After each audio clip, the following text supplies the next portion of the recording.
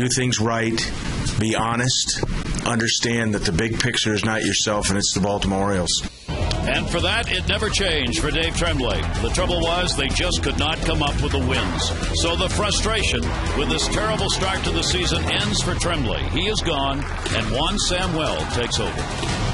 The season starts today. The past is the past. What we do from now on is what we're going to be judged on, and I have full intention to push this guy as hard as I can, push him to the limit.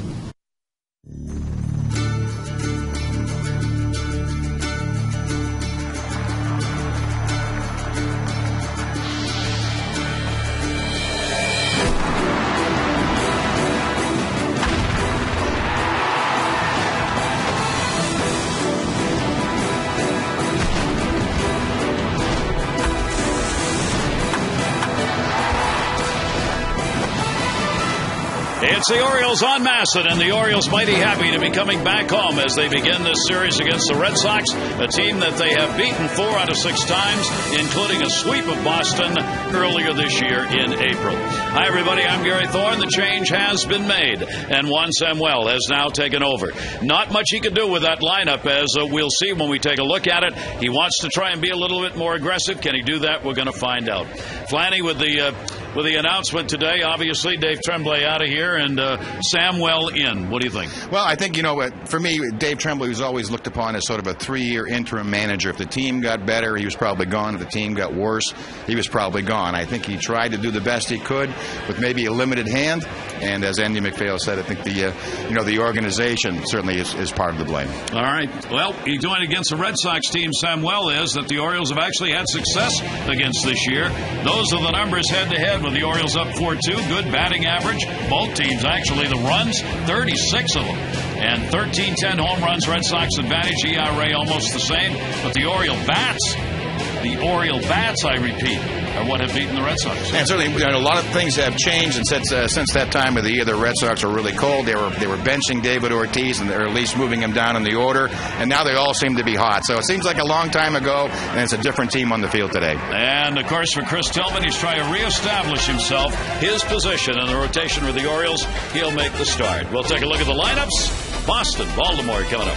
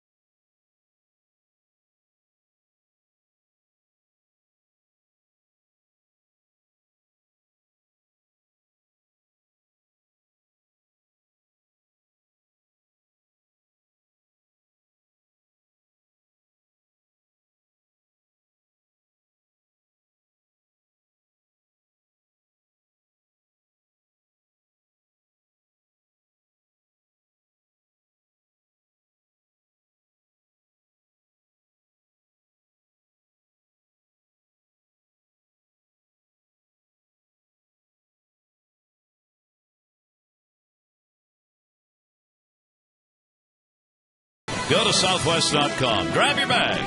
It's on. Overcast skies, a very light rain during batting practice when the Red Sox are out. Lasted only about 5 minutes. but still overcast and humid. 86 degrees for the start of our ball game here tonight. Let's take a look at the starting lineup brought to you by Southwest Airlines. Terry Francona's Red Sox. It'll be Scudero, Pedroia, and Ortiz, Youkilis, Martinez, and Drew, Beltre, Hermida, and Hall. Victor Martinez over the last 12, 465 with 9 RBIs. Let's look at the scouting report on Chris Tillman. This is Dirty Sox. The Red Sox have lost 4 straight for the Orioles and also dial short distance. In 12 of his 13 starts in the big leagues, he has allowed a home run. He'd like to change that around tonight. And be ready. His ERA in the first inning is just about 10, 9.69. So be ready for that first hitter. Chris Tillman, only 22 years old, and obviously wants to prove that he belongs in this rotation. He thought that number 5 spot was his going into spring training, and in fact it probably was, but he simply did not perform well enough to maintain that. David Hernandez took it over. David, of course, has now moved into the bullpen. That whole bullpen issue is one that Juan's going to have to deal with, as Juan Samuel will have to make decisions now as the manager. And there he is on the bench for game number 1, his first game as a major league manager. Absolutely. And that's what making the transition from third base coach into the dugout. So he's managed before in the minor leagues. He's been a coach for a long time, and I'm sure he's welcoming this opportunity.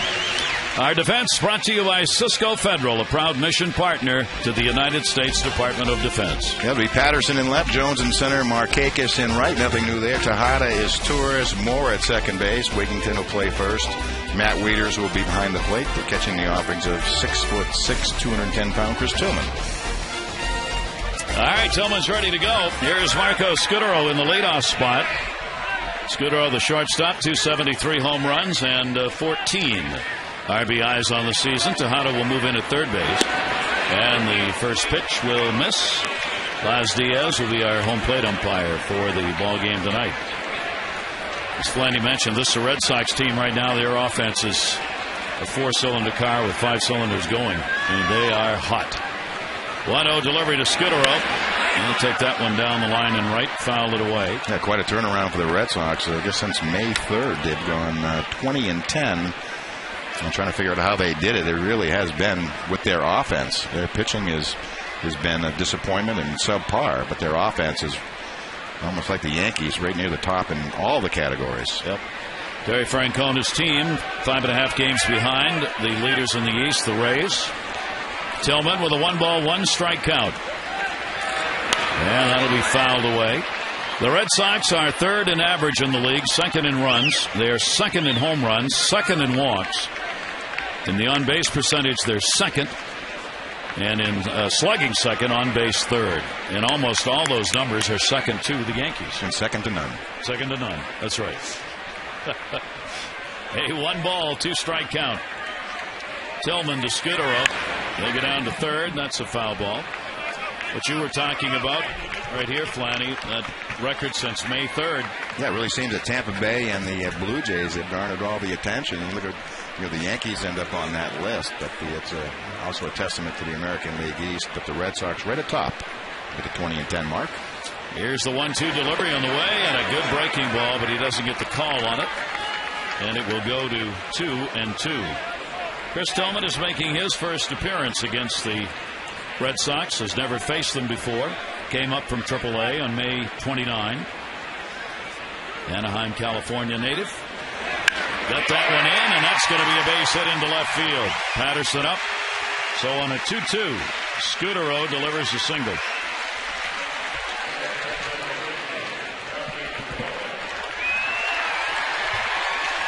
And as we mentioned, Flanny noted in the notes at the top, that ERA in the first inning, 9.69.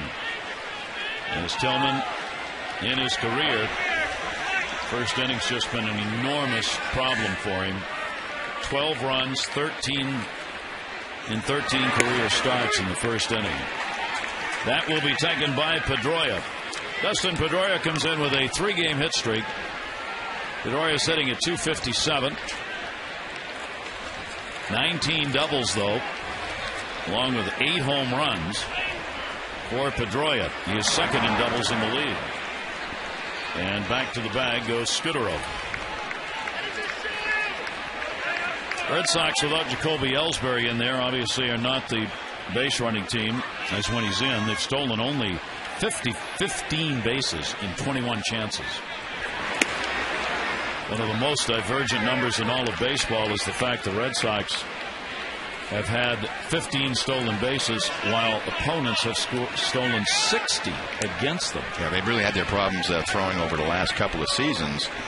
And really, Jacoby Ellsbury really is their stolen base offense.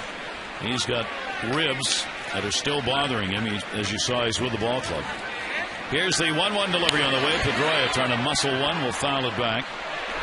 And Tillman gets ahead of him, a ball and 2 strikes. Pedroia is a .278 career hitter here at Camden Yards. He has 3 lifetime home runs in this ballpark. And the last time we saw the Red Sox, he was their hottest hitter and really trying to carry them. And now he may be their coolest, which shows you the ebb and flow of a major league season, though he did have 3 hits or a couple doubles yesterday. 1-2 delivery. Pedroia, for a hitter, a doubles hitter like he is and right-handed, who you think would use the wall at Fenway, is hitting only .222 at home and .304 in the road. I'm not sure if somebody told me that I would believe it. Right, you always think of that friendly left field wall in Fenway, and Pedroia pretty much a pull hitter, that number would be different. 1 ball, 2 strike count. Scudero off first base. And already the Red Sox are forcing Tillman into a rather elongated inning, and only 2 hitters have come to the plate. Well, that's what we've seen. That the pace really slows down. You look at the doubles. Pedroia 19, always among the league leaders. Wells and Lewis, note where they're from, both Toronto players. Here's the 1-2. Pedroia again will fight it off. Yeah, we should almost come up with some more statistics like first pitch doubles, which we saw a lot when we were up in Toronto with Vernon Wells and Lewis. Matter of fact, Tillman's last start, he didn't give up any runs in the first inning, but as a leadoff double to Lewis starting the game off. Struck out the next 3 in order, and there was only 3 strikeouts of the game. The only start he's had, major league level, against Toronto in the last outing, non-decision for Chris Tillman. 1-2 count. And up high with a fastball. Pedroia stays off it. So as he did with Scudero, the first batter, he takes the count to 2-2.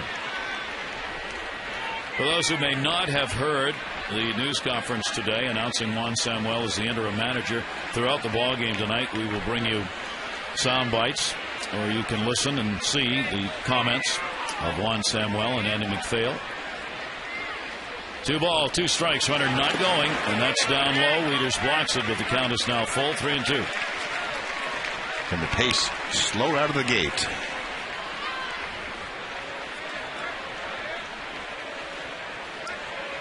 That's one thing young pitchers usually need to work on is their pace, their timing between pitches. There's a pace where it's too quick and you're rushed, and there's one that's too slow and you're unable to feed off your previous pitch. In other words, if you hang a curveball, if you come right back quickly, you'll make the adjustment. 3-2 with the runner going and a silo shot. Wieters will not have a play, as that's about half dozen rows back. Has to feel for Juan Samuel both exciting yet heartbreaking that Dave lost his job and the circumstances under which he becomes the interim manager. Something that all who work in the business as coaches, etc., try to get to be a manager. And now he's got the opportunity. He doesn't know for how long. Well, something as a manager, you see the game through different eyes when you go from a coach to a manager. 3-2 ripped down the line. That is curving, and that is a foul ball. How typical in that bat is this from Dustin Pedroia? Fouling off good pitches, trying to find one to hit. He's fouled them right, left, straight back. Has worked the count 3-2.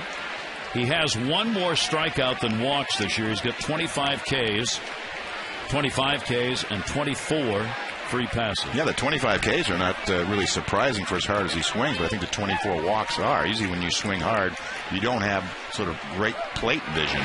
Runner going, and Tillman's in trouble early. For Juan Samuel, coming into this game, first game as manager, repeatedly talked about getting the most out of the players before the game. At some point, the players have to be accountable. And believe me, those guys do not want to be playing the way they're playing. It's going to be a matter of us trying to push these guys, get the most out of these guys, cut down on the mistakes that we are making, running the bases right, going back to the fundamentals of baseball. And that's something that I took proud on as a player, and it's something that we constantly work on spring training for 4 years that I've been here now. But for some reason, guys don't seems to be paying a whole lot of attention to the little details that mean a lot on the game.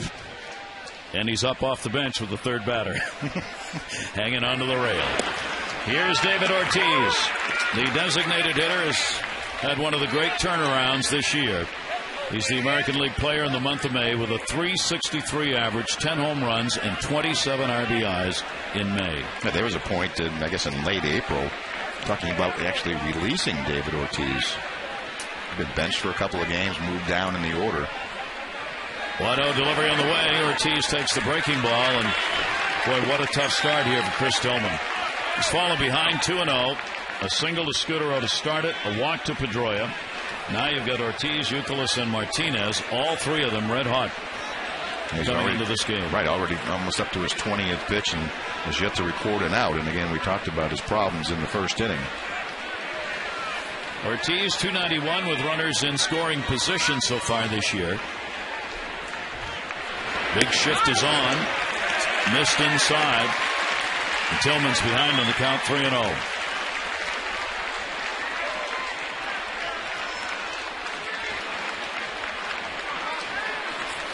Only Miguel Tejada's on that left side of the infield.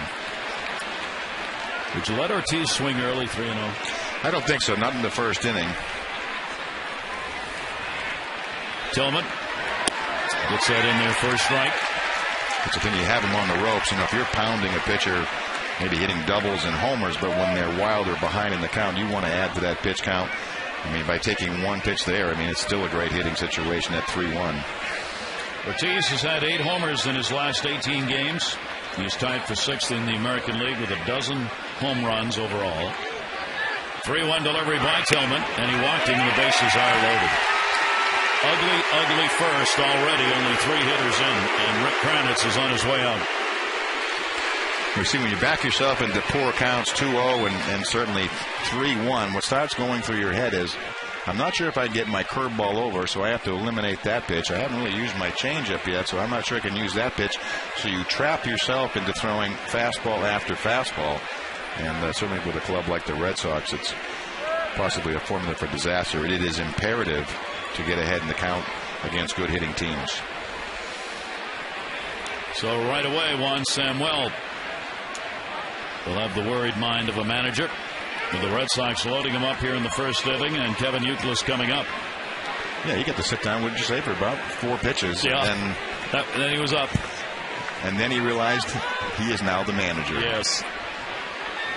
There they are. Scudero a single, walk Pedroia, walk Ortiz. Kevin Youkilis hitting .310. And Youkilis will take that one for a strike. Well, the Red Sox with a chance to jump out early on the Orioles. Youkilis has always been one of their leading RBI players. .292 with runners in scoring position. Just a great average. Outside with it. Also the league leader in walks. So it's a twofold. You have to throw it over. Otherwise he'll take it and walk to first base.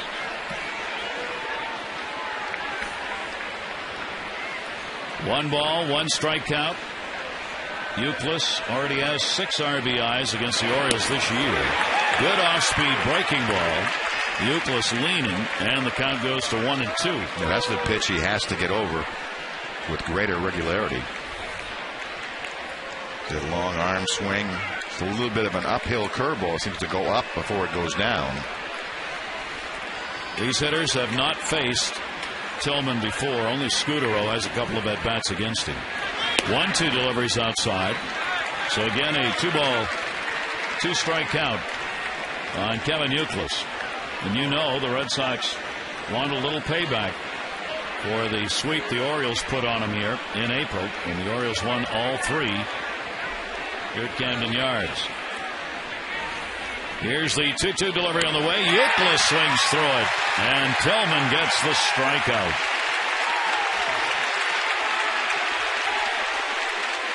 Let's go through this at bat. Kevin Youkilis, first pitch, a little bit low, and then falls behind. Well, actually 1-1. And that big breaking ball. Again, the key to this at bat is getting that curveball over, plants the seed. And with that in the back of Youkilis' mind, he's able to slip the fastball by. 1 down. Now he'll look for the double play ground ball. Martinez, another one of the Red Sox that started the season out very slowly and has just exploded. Hitting .284, 15 doubles, 7 homers, 26 RBIs. And another good pitch in there for a strike. The red hot Red Sox, David Ortiz in April, 143, 356 cents. Beltre, no home runs, 9 RBIs, 6 home runs, 29 cents. April, Victor Martinez, 1-5 cents, 6 and 21. All had bad first months. All have been outstanding once they got into May. Another breaking ball, Wieters, and that one almost eat him up as he blocks it. And a 1-ball, 1-strike count. That's what he's going to have to do. He's going to have to throw more of these. He's been able to get the last 2 out of 3 over the plate. But you can see the effect that it had on Youkilis when you plant the seed that they can look for something or have to look for something else other than a fastball. Victor Martinez only .214 with runners in scoring position, one of the lower numbers among the regulars in the lineup for Boston. Bases loaded here, 1 down, first inning. Tillman with a 1-1 count. Martinez, that's in there. That changeup slower than slow. You watch him really slow his body down and slow his arm speed down. But I think because he hasn't thrown one yet, it had an effect. And he gets ahead of Martinez. 1 ball, 2 strikes. Martinez has had multiple hits in 7 of the last 10 games. In those 10 games, he's hitting .514. 1-2 delivery. Martinez just gets enough to foul it back. And the count will stay at 1 ball and 2 strikes. Chris Tillman has already worked 30 pitches. But you do get the feeling things have changed a little bit since the visit by Rick Kranitz. I'm sure he said you have to use all your pitches and you have to get something else other than a fastball over the plate. Tillman coming in with a 2-win, 5-loss career record. 1-2 count. Bases loaded. Martinez, a real slow roller. Going to go to the pitcher covering. Tillman gets there. Run will score. Scudero crosses RBI Martinez, but there are now 2 down. And you can see this ball get in on his hands. So after following a changeup and a couple of breaking balls, that fastball now looks to the hitters to be 4 or 5 miles an hour harder than it is. 27 RBIs on the season for Martinez. Runners at second and third now as Pedroia goes over to third base and Ortiz down to second. And J.D. Drew will stand in. Red Sox have been a very good production team when there are 2 down. Tillman's delivery to Drew, and that breaking ball is in there for a strike. J.D. Drew, 277 with runners in scoring position. 238 when there are 2 away. He's got 2 here. This is a big at bat early in the ball game in the first inning. Here's the 0-1 delivery, and Drew will take it for a strike, and Tillman up 0-2.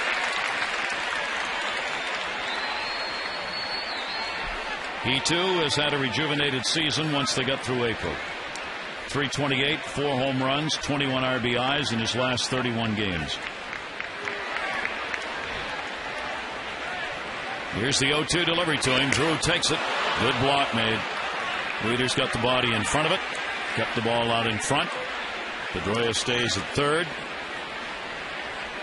Rick Kranitz will do a lot of educating on Juan Samuel, who will be asking a lot of questions over there regarding the pitchers early on in this interim manager's job, since that's not something he's had to be concerned with. Yeah, you go over day to day who's available in the bullpen, who's working on extra rest and needs some work, who's on short rests.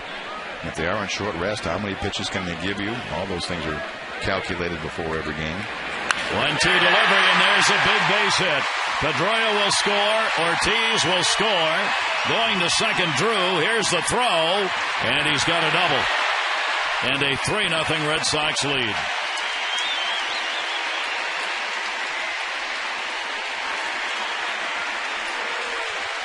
Another one of those back-breaking 2-out base hits that have plagued the Orioles through most of the season. Out in the right center field. One hop throw just a little off line. J.D. Drew running hard down the line. So Tillman again struggles in the first inning. The ongoing problem does not go away here in this ballgame. And still needs to get that third out. And that's not going to be easy against Adrian Beltre. I just had the pitch count mounting quickly up to 35. Beltre's hitting at .332 in the league's top 10 starting the day, 7th in average. And the fastball is inside. Already the left-hander, Mark Hendrickson, up in the bullpen. Talk about the 2-out RBIs. Adrian Beltre is second in the league behind Vladimir Guerrero with 2-out RBIs. He has had an enormous May and into June. He's got the third best road average at .375. And overall, with runners in scoring position, .397. Fourth in the American League. And it's just up and down this lineup right now. This Red Sox team producing. 1-1 delivery and a pop-up. Second base. No, first. Ooh. Wigginton looked like he was waiting for Moore to come over, and he did not. So Wigginton takes it, but the Red Sox get 3 and have the early 3-0 lead.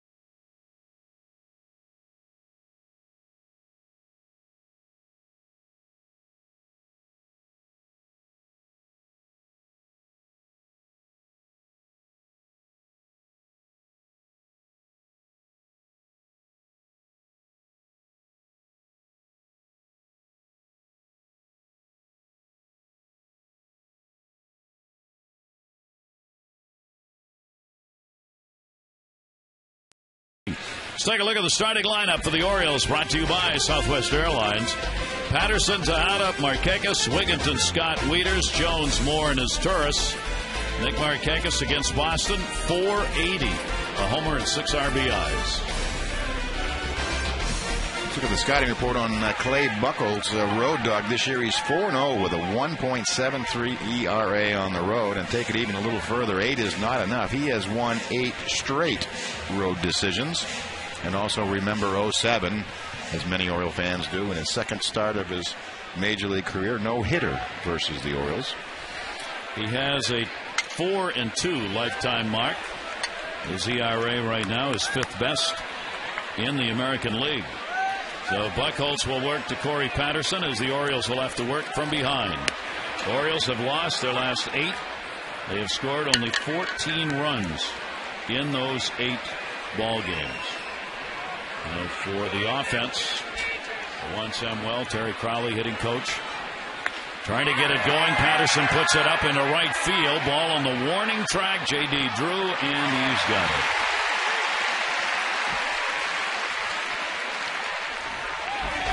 Take a look at the Red Sox defense, which has made 30 errors on the season. Remedy will be in left, Hall will be in center, Drew will be in right, Beltre, Scudero, Pedroia, Youkilis in the interior infield, and Victor Martinez behind the plate, catching the offense of 6'4" Clay Buchholz. Francona, he does a lot of standing during ball games. Watching as Miguel Tejada stands in. And Tejada will take it inside. 0 for 4, lifetime off Buchholz. As Tejada will try and anchor the number 2 spot in this game. It's only the 5th time this year that he has hit second for the Orioles. 1-0 delivery. Trying to get some runners on. Patterson and Tejada at the top for Markakis, Wigginton, and Scott. Clay Buchholz looking to win his 8th of the season if he could get one here. He is a ground ball pitcher, predominant, 7th most predominant in the American League. 2-0 delivery, and there's a chopper. Buchholz bobbles again. He had a play both times. Tejada's on. And that's a hit.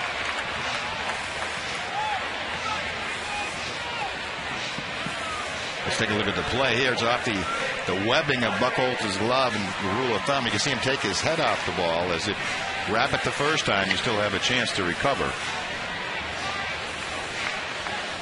So he's on, and we're going to check in with Amber.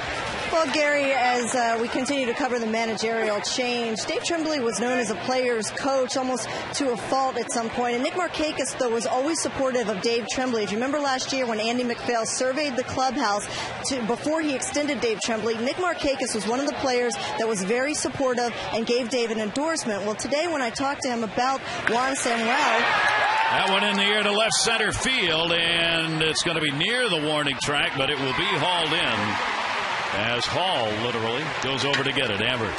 And when I talked to Nick about Juan Samuel, I pointed out the fact that things could be different because Juan is known as a hard-nosed, no-nonsense kind of a guy. And Nick said, hey, that might be exactly what we need. So Nick really open to this change. Gary? Yeah, I think there is some of that wanted by the players. We'll see. I mean, only time's going to tell. And the record in the games as we go by here. Ty Wigginton, 4th in home runs in the league. Runner on at first, 2 down now. Wigginton's had a couple of hits, 6 at-bats off Buchholz, including a home run. Tough to get the ball in the air when Buchholz has that sinker working. Outside for a ball. Gary Allenson, of course, has joined the Orioles. He's the new third base coach. He was the manager at Norfolk. So he moves up to take over for Juan Samuel at third. Jeff Datz is over at first base, filling in for John Shelby tonight, the bench coach, working first. 1-0 delivery, and the fastball is going to be up high. And the Orioles trying to get a 2-out rally going here. Bobby Dickerson has been named the interim manager in Norfolk, 44-year-old minor league infield and Latin America field coordinator this season in the Orioles organization. He last managed at AAA with the Cubs in 2009. 2-0 delivery and went after it and didn't get it. Fastball that was up. And a 2-ball, 1-strike count. Maybe a high cutter.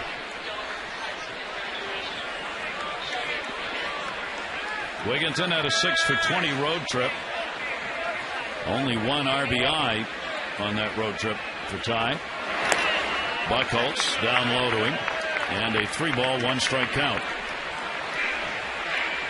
Yeah, I mean, you think that no-hitter that Buchholz threw against the Orioles back in 07 actually set him back. He thought this league was maybe a little bit too easy. Went back to the minor leagues, had a terrible spring the next year.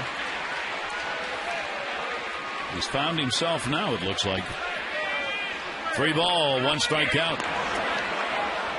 As Buchholz has won his last 4, including a 1-0 win in his last start against Zach Greinke and Kansas City. That was at Fenway Park.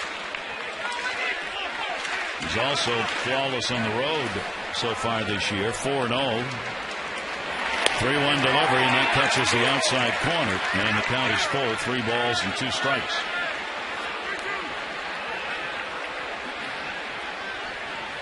Wiggins in with a runner at first base and 2 down. Orioles down early on 3 runs put up by the Red Sox in the top half of this inning.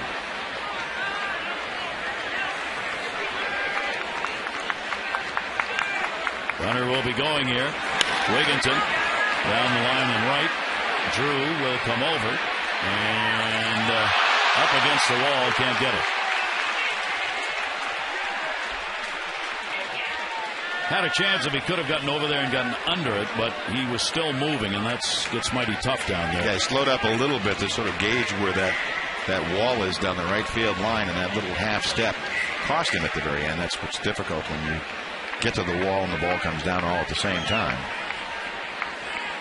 Wigginton is 12th in slugging and on-base percentage in the American League. He is 18th in RBIs with 33. He's got Tejada at first, being held. 3-2 runner goes, and ball 4. So Buchholz with runners at first and second now. Well, that's one thing Buchholz will do if you give him a chance. He's had games this year where he's walked 5 on a couple occasions. One against the Yankees and one at Detroit. And just 5 innings plus in both of those. So he's had games of 5 walks, 4 walks in that game you referred to, that 1-0 game in 7 innings. Now Luke Scott, 1 swing of the bat, and get the Orioles right back into this. Yeah, he's not had a game where he hasn't walked anybody. Scott, the designated hitter, 3-game hit streak, 1 for 10 against Buchholz, a homer. 2 down here, and that one is in the dirt. He picked up home run number 10 yesterday. Yeah, nothing like hitting a Yankee Stadium home run into the upper deck. Pretty good feeling for Luke Scott. Got that in the 7th inning against CC Sabathia. We talked about how the Red Sox players have improved. How about this for Luke Scott? His numbers in April, divergently different since. That's why scouting reports change as the season goes on. Who's hot, who's not. Plays as big a role as how you position or how you pitch any hitter. 1-0 count. Scott fooled in the off-speed delivery, way out in front of that, and the count will go to 1-1. Well, Buchholz trying to add in something else. I'm sure the scouting report would be on Luke Scott. If you get into a fastball count, or you get a situation where you have to throw a fastball, don't. I mean, it's as simple as that. So a fastball count gets a straight change. Because if he's sitting on fastball and hits it, it'll go a long way.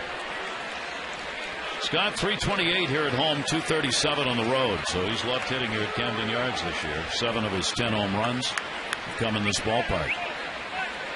A 1 ball, 1 strike count. Tejada at second base and Wigginton at first.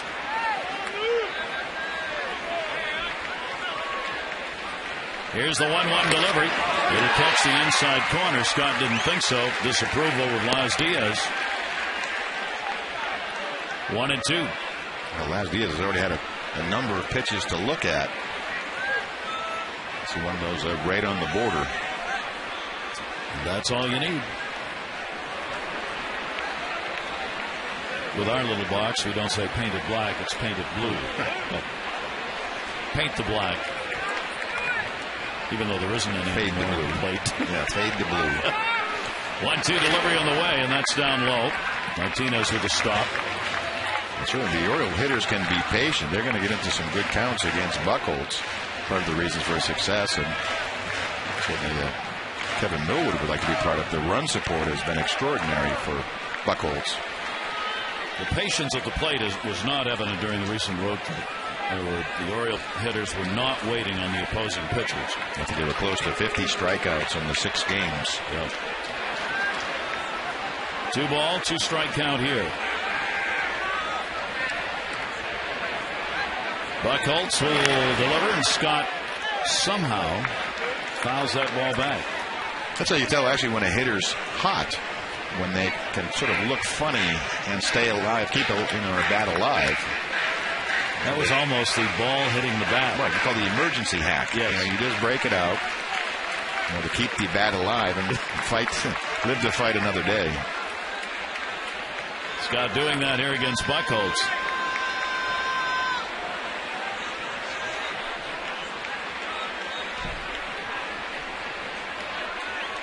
Tejada, Wigginton, the base runners. 2-2 delivery. Scott, a chopper. Pedroia will play it on the big hop and bobbled it. And Scott, Wigginton is retired. He stopped on the wrong side of Pedroia, trying to avoid being hit by the ball. I'm not sure. Had he kept going, he might have been able to run right through this. Take a look. He stops there. Nowhere to go now. Red Sox 3, Orioles nothing.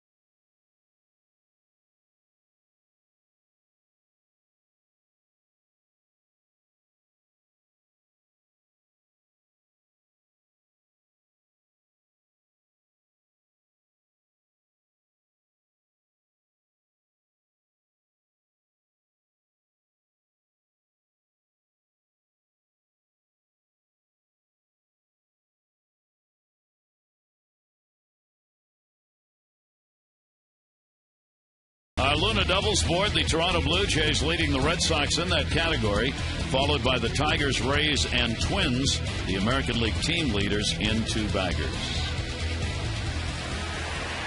So Tillman trying to settle it down here in the second inning. Hermida, Hall, and then back to the top of the order in Scudero. Jeremy Hermida. He will take the pitch for a strike. Hermida and Hall in the ball game yesterday against Oakland, 7 for 10, 2 home runs, 5 runs, and 4 RBIs. They're hitting 8th and 9th in the order. These 2 guys, talk about production. Talk about hitting being contagious. Gee. Here's the 1-1 delivery on the way. Yesterday, Boston lost, even though they got 18 hits, 10 extra base hits, including 3 home runs. It's only the second time in Red Sox history they lost a 9-inning game where they had 18 or more hits and 10 or more extra base hits. That one ripped, so he's still hot. Chased down by Markakis off the wall. Hermida will head into second base, and he's got a leadoff double.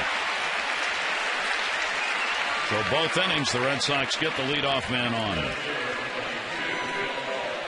Look at this last pitch. See the fastball grip, fingers a little bit apart. He has a little hooking action behind him.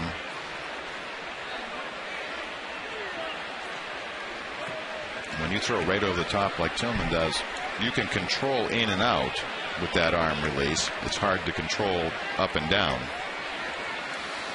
And part of the problem with his command, until this point, has been the inconsistency of that release point. Here's Bill Hall.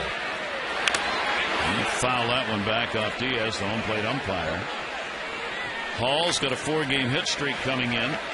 He's had the highest batting average of anyone in the league for the last 10-day period.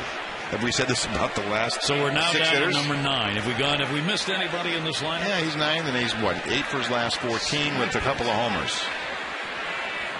0-1 count. Runner on at second base. Tillman will get the call in the outside corner and gets ahead here. 0-2. Mike Cameron out of the lineup tonight. Kobe Ellsbury still recovering with the ribs. Cameron with a back that's bothering him. That gets away. Runner's not going to go move up, however. How about being 8 for your last 14? You've scored 9 runs, double, triple, 2 homers, 4 RBIs, 4 walks, 2 stolen bases. It's a pretty good half season. Breaking ball dirt. Wieters able to keep it in front.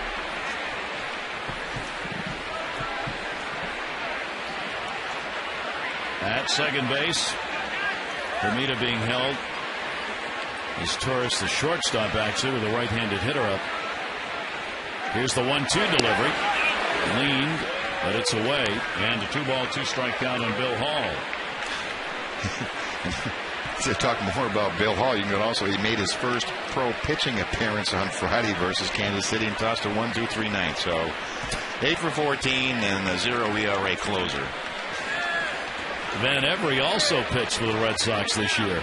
So they've used 2 position players this season to pitch in a ball game. Usually don't get one of those in 2 or 3, 4 years. But Terry Francona did not hesitate to put him in, save the bullpen. 3-ball, 2-strike count now on Hall. Tillman up to 47 pitches with nobody out in the second inning. And the 3-2, and that's rattled to center. Jones will have to play it on a hop. Late start at Hermida. He'll stop at third base, but Tillman is not fooling anybody. And the first 2 Red Sox are on. First and third, nobody out. And he's 2 pitches away from 50 as a total, with no outs here in the second. Fastball up and over the plate. The problem tonight has been fastball command. At times he's been able to get his breaking ball over. But the fastball has been pretty much belt high or above consistently. Second time in the bullpen for the left-hander, Mark Hendrickson. Now the top of the order, and Scudero. So he's batted in each of the first 2 innings. Scudero started it out with a single and scored. Scudero this year now 7 for 25 against Oriole pitching, including a home run and 3 RBIs. The Oriole shortstop, the Red Sox shortstop, rather, is providing some pop at the top. He's drawn 26 walks on the year and is a table setter. 1 tailing away and up high, and a 2-strike count. So 38 in the first. Yeah, those kind of innings, just not much hope of going 9. No. That'd be, what, 360 pitches. If you go 3, he'll be pushing it. Scudero homer, drove in 3 runs, season high for him yesterday against Oakland. Here's the 0-2 delivery to him, and that will be fouled away. So that tells you a lot about his command. He finally does get ahead 0-2, and that pitch was really right down the middle. Only his second start since returning to the Orioles. Juan Samuel, the new interim manager, already off to a tough start here. The Red Sox jumping out early. Now you've got to try and hold it right here with all the ball game left to give your ball club a chance to get back in it. And that may mean a lot of bullpen use in this game for the Orioles. You really try to milk as many outs as you can out of your starting pitcher, because what happens today really does affect tomorrow's game. If you have to get in that bullpen in the second and come up with 8 innings of pitching, there's relievers down there that are really only 1 inning, or some of them even less, type relievers. The 0-2 over the head of Scudero.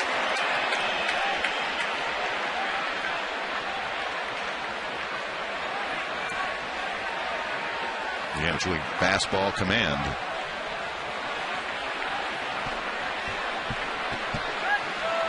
That'll get you in digging lightly. 1-2.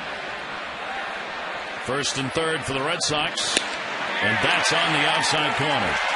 Scudero didn't like it, bangs the bat down, but Tillman gets a strikeout, his second. I think it was a little bit of an unsettling at bat for Scudero, or actually is in the top 5 and most difficult to fan. I think that one up around the helmet had an effect. Not that that's the way you want to be pitching everybody. So here's Pedroia. He's got runners on at first and third now with one away. Pedroia just 243 with runners in scoring position. One down. Orioles will play for 2 here. And as Tillman tries to get a double play and get this inning over with without damage done after the first 2 Red Sox had reached. Pedroia has grounded into 7 ground ball double plays, and a throw over to hold Bill Hall maybe a half a step closer to make that double play a little easier. And what you're saying from Tillman is by throwing 38 pitches in the first inning, it has a compounding effect. He's already lost 3 miles an hour off his fastball. Here's the 0-1 delivery. Pedroia will foul tip that into the mitt. So he's down 2 strikes. Tillman up on him.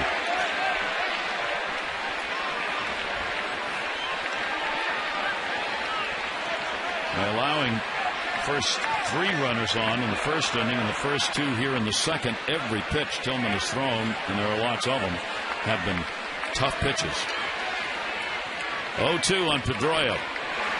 And that'll sail away. A 1-ball, 2-strike count.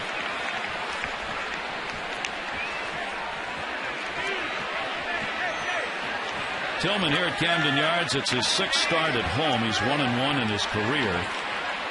4.03 ERA here in this ballpark. And again, a throw over to get Hall back to the bag.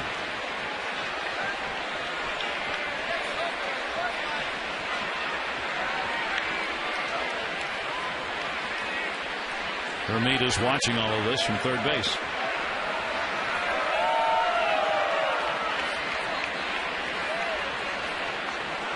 Tillman, a long set. 1-2 delivery. That one's going to be into left field for a base hit. Patterson will play it on the hop. Hermite will score. And the Red Sox have a 4-0 lead as Pedroia picks up the RBI. And for Pedroia, that'll be number 27 in the year. Now, we talk about the Orioles starting pitching at the beginning of the season, which was so good. Yep, 12th in the American League, ERA approaching 5. Hasn't really turned out that well for him since. Mattis has cooled off to a pretty fast start. Ferguson's been hot and gold, had one real good stretch when he came back up, and Tillman just rejoining the rotation. And not effective at all here in this start. So Juan Samuel makes his first visit to the mound. And we'll call in the left-hander Mark Hendrickson as Tillman only works an inning and a third. And the Red Sox have the 4-0 lead.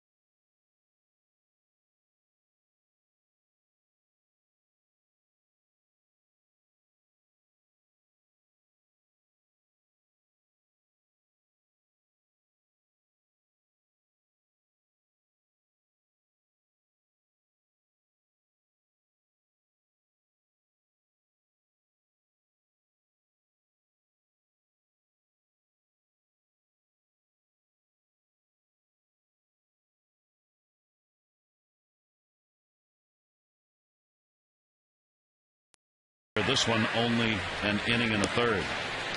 Yeah, Mark Hendrickson will come on in this will be called long relief. 28 innings in a third this year, 34 hits, 8 walks, and 15 strikeouts along the way. Already down 4-0. Runners on at first and second. A run in. The line on Tillman. The 2 walks both scored. 4 runs, 5 hits, and he's responsible for the base runners. Hall at second, Pedroia at first, and David Ortiz, who walked and scored first time up, stands in. Red Sox designated hitter will take a strike. Ortiz 6 for 30. Just a 200 batting average lifetime off Mark Hendrickson. And this season for Ortiz against the left-handers, hitting .212. He's actually picked that number up a lot. He couldn't touch a left-hander early. That one down to first is a fair ball and will take the out at first base. So Wigginton looked to second, but was going to have to throw right into the base runner Pedroia. Thought better of it, takes the out, and they're 2 down. And back to that situation again. You see Wigginton trying to turn his body to see if he has a chance to make a play at second, but the runner right in the line of the throw takes the sure out. Zach in one of these 2-out situations with runners in scoring position. Here's Kevin Youkilis. He struck out his first time up. And Youkilis will take the strike on the inside corner. He didn't think so, but that's the call. Youkilis has always done well against the Orioles and in this park. He's a .331 hitter here at Camden Yards. 6 lifetime home runs here. Gets the pop-up behind second base. Moore is Turris. Makes the catch. But another run in.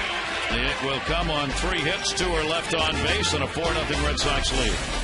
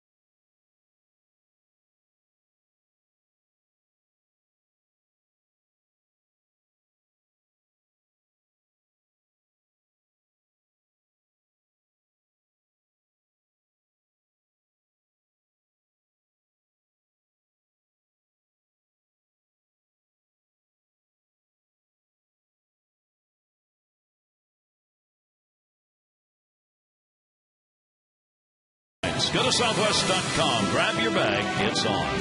And by Green Turtle Sports Bar and Grill. Bring your Green Turtle receipt to the Orioles box office or a buy one, get one free ticket offer for any non-prime game. Barry Thorne, Mike Flanagan, Amber Theo Harris, the new skipper, Juan Samuel.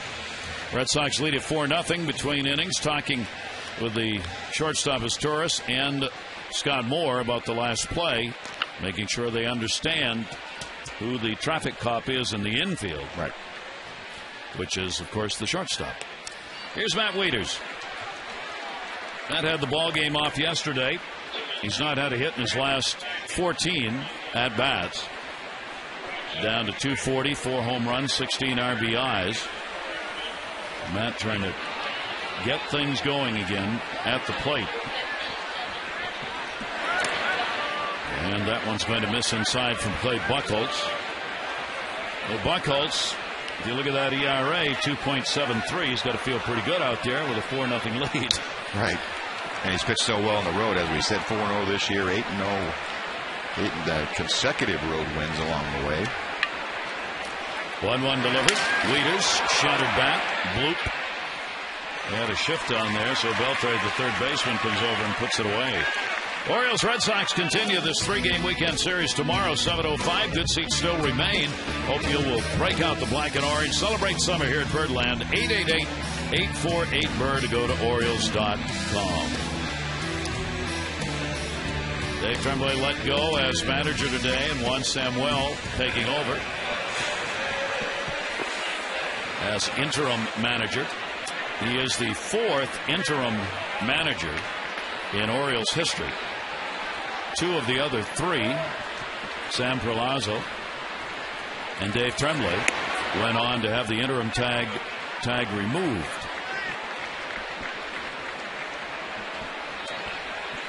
Whether Juan will have that happen, at this point, nobody knows.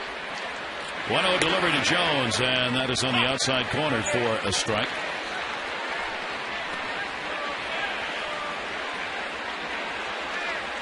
Adam Jones, his average has dipped to 249 now. He's gone 2 for 4 with a home run lifetime off Clay Buchholz. 1-1 delivery. Off the end of the bat to right. J.D. Drew. 2 down. You see, Orioles manager since '96. Tremblay and Palazzo both came on with an interim tag to begin. Before them, Lee Mazzilli, Mike Hargrove, Ray Miller, and Davey Johnson. And the win percentages put up. And now Juan Samuel will be added to that list. Actually, not a long list of managers in the Orioles' history. 17 have been managers. And in the history of the Orioles, we were talking about the fact there's only been one who was an interim who did not end up being manager, and that was Luman Harris, and that was back in 1961. He managed 27 games. In the air to left field, Scott Moore. Hermita, and an easy inning for Buchholz as he sets the side down in order. Orioles gone. We go to the 3rd inning with the Red Sox on top 4-0.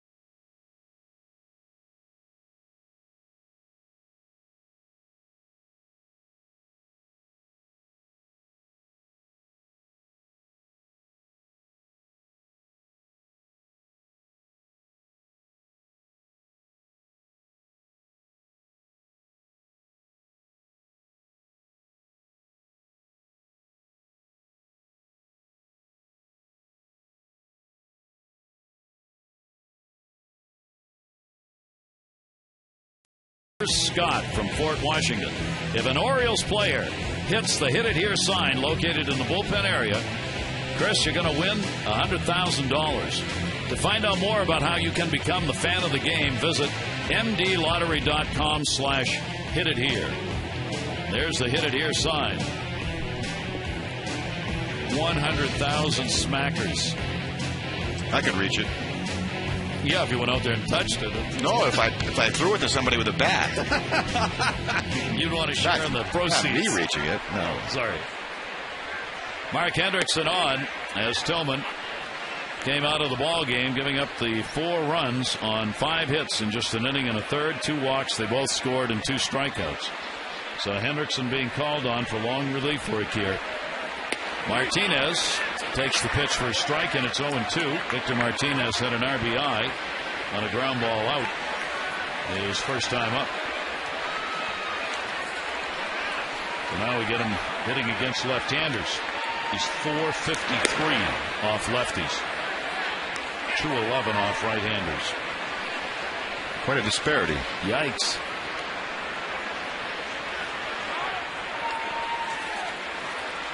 One ball, 2 strike count. Down to third, hits the bag. Tejada will chase it down. Martinez is going to go to second. Now he decides against it and comes back.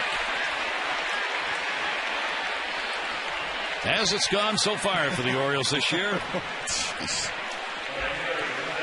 This is how you hit 500 against lefties. Right down the line and just over Tejada's head.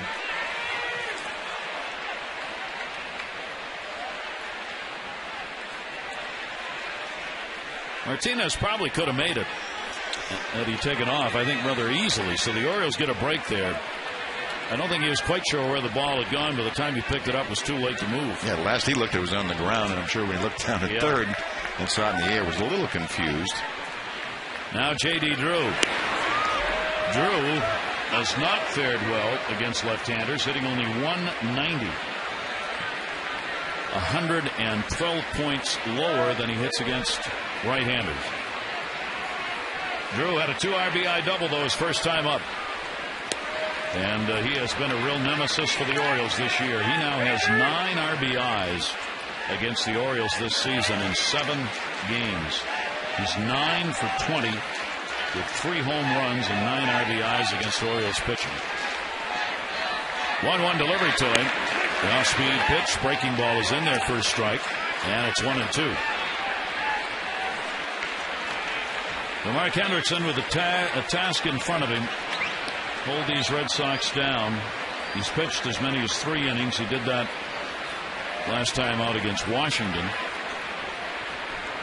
1-2 delivery on the way. And Drew goes down swinging. Hendrickson with a K. 1-0. And it's time for the AT&T Mobility Trivia question. Who is the only player in MLB to reach double figures in doubles, triples, homers, and stolen bases in each of the first 4 seasons?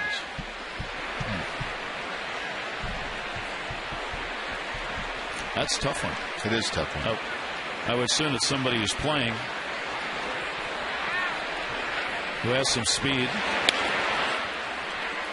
Some speed, double figures. Yeah. Is Ellsbury, it's like a trip.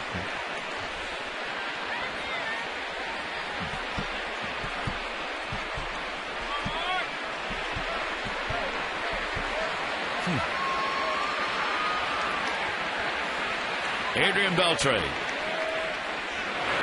So we celebrate Juan Samuel in our trivia question. That's my guess. Nice going. That's a good guess. One year at 73, I think 73 stolen bases. Very good. It's bothering me because I was starting. Took me a long time. I was starting to smell wood burning up here. The deep thought. Adrian Beltre pops that one up. Marquez in right field. And Hendrickson gets a second out. 2 down here in the 3rd inning. Martinez back to first. Yeah, Juan Samuel was quite the player for a number of years. A 3-time All-Star. Real good fielder, outstanding speed, and a hard-nosed player. Jeremy Hermida. Hermida had a double and scored in the 2nd inning. He's got a runner on at first base with 2 away here. Tells you how deep the organization is for the Red Sox. You get Cameron and Ellsbury out of there, and they keep bringing players up to play who provide outstanding offensive numbers. 274, 5 homers, 27 RBIs for Hermida.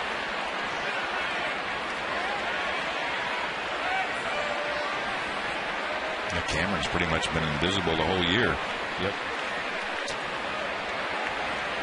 Here's the 0-1 delivery on the way down to first and foul. I think it was Cameron. Wasn't it Cameron yesterday? He was at the back and he hung he had some kind of packs on the back and he hung a sign on his back for all the press to see. Said, "Hey, how are you anyway?" Yeah, you spend too much time on a DL, they're going to be saying, "Who are you?" Yeah, who are you? Not how are you. Not how are you. Who are you? 0-2 delivery, and that's going to be down low.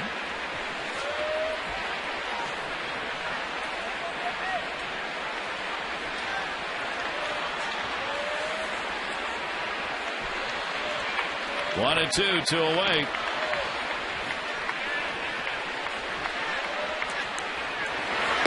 And that'll be taken outside. And the count goes to 2-2. That's a pretty good shot of the Red Sox dugout. When you're on the DL, you really do feel like you're invisible. There's the game in the clubhouse is all going on around you, and you're really not a part of it. You're kind of watching everything almost like a fan, because you can't help. You can't go pinch hit. You can't go play defense. You probably can't take batting practice, and all these sort of the inside jokes and stuff that goes on inside the clubhouse. You're just not a part of it. If you're not there on a daily basis and contributing and going through the highs and lows, you really feel distanced. Yep. 3-2 count.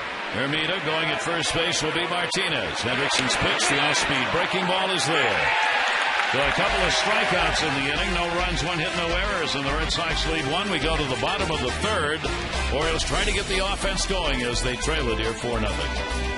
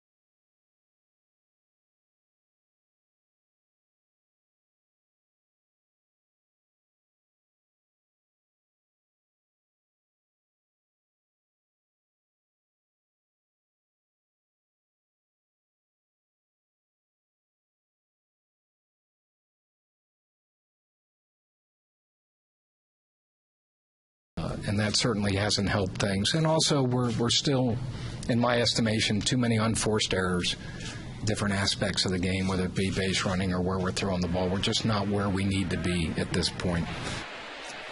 And there is Andy McPhail on the left, and the new manager, Juan Samuel, trying to right some of those wrongs with a change. They hope will do some of that and get the Orioles going. But not much the Orioles can do if the bats stay as quiet as they are. I mean, the offense just is not producing over a very long period of time here. 0-1 delivery. Breaking ball by Buchholz. That's going to miss up high as Torres getting his first at bat.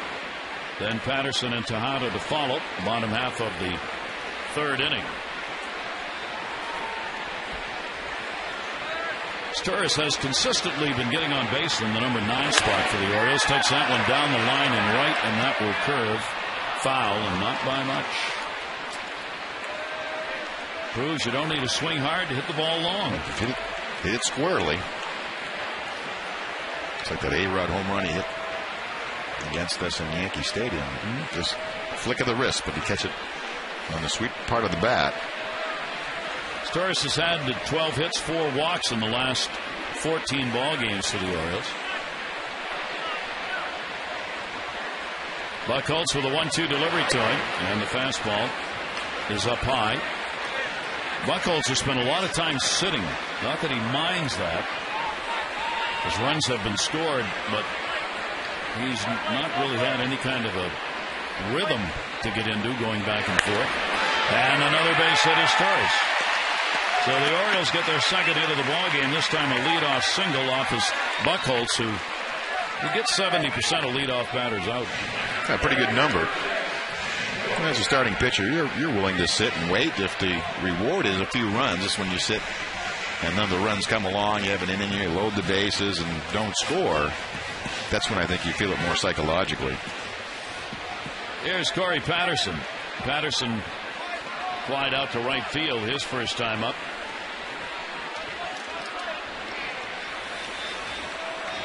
Patterson has had a few strikeouts come his way of late. He went only 3 for 17 on the road trip where the Orioles did not win a ball game. In that number 1 spot, Brian Roberts in Sarasota was supposed to have started gameplay today. He did not. It was delayed for a day. Bunting trying to get a base hit. Buchholz will tag him as he goes by. As Torres goes down to second. I don't know if they'll give him a sacrifice. Yeah, they are. They're going to give him a sacrifice. He really, I think, there was bunting for a base hit. Right. That's the way I looked at it. Got a runner down at second with 1 away. And Tejada had a single. I'm not sure you really go for a sacrifice with a man on first and down 4 runs. Really going to get on base, not to sacrifice yourself. Tejada 269 with runners in scoring position. The Orioles trying to get on the board here and get at this lead that the Red Sox have put up early in the game. Tejada takes the pitch. That's ball 1. First hit Tejada's had off Clay Buchholz. Now 1 for 5 lifetime.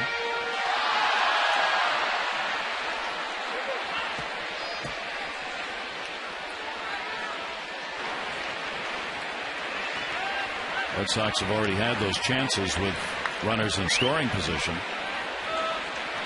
1-0 delivery, and that's there for a strike. Buchholz stays in. That one low part of the strike zone.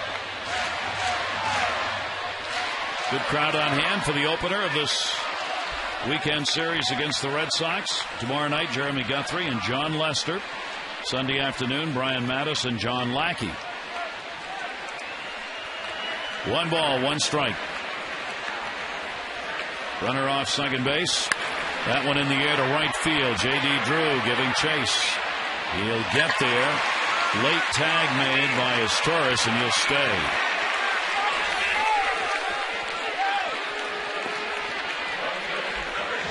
Two down. Probably one, as Torres should have tagged up on and moved over. He was caught in kind of no man's land and decided late to go back and tag up. And it was too late to move. That'll bring up Nick Markakis, who flied out to center field his first time up.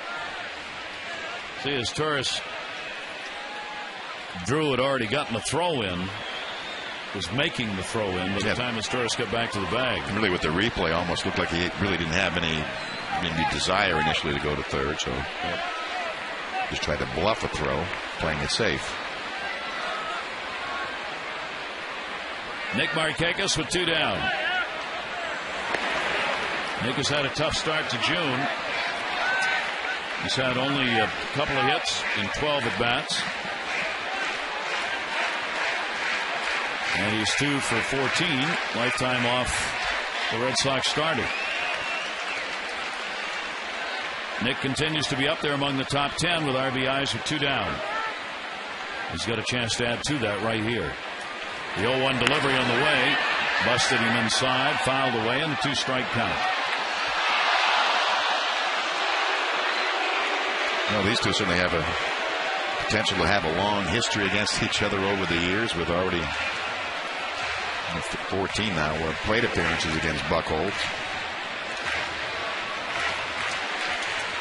And there are probably going to be a lot more to come as both of these players form a center core in their own rights for their respective teams.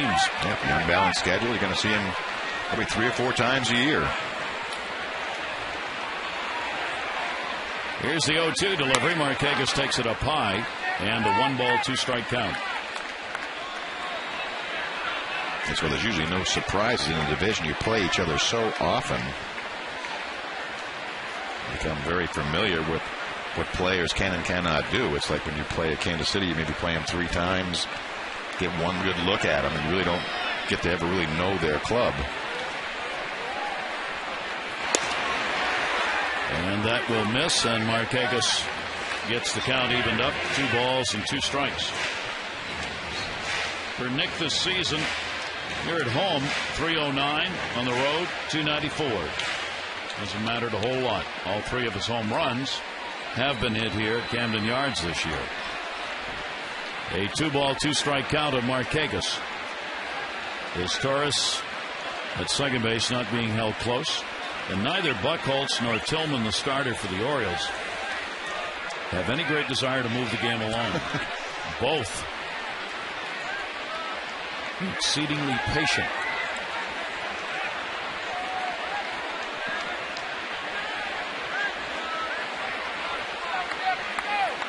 Normally it takes a little longer with a runner on second, but this is extremely long if you put a stopwatch on him. 2-2 delivery. We're going to need that SEC rule with the 34-second clock on the center field scoreboard ticking away. The SEC for their region, for their tournament this year, actually had a clock and had new rules implemented. See, the time of games the Red Sox is expected up there. The Yankees have actually cut it down a little bit. Then you get the Brewers second, the Mets, and the Dodgers. Who do the Orioles play? 3 in a row? Red Sox for 3, Yankees for 3, and the Mets for 3. No! It's about 27 hours, isn't it? Holy cow. Here's the 3-2 delivery, and that'll be foul back.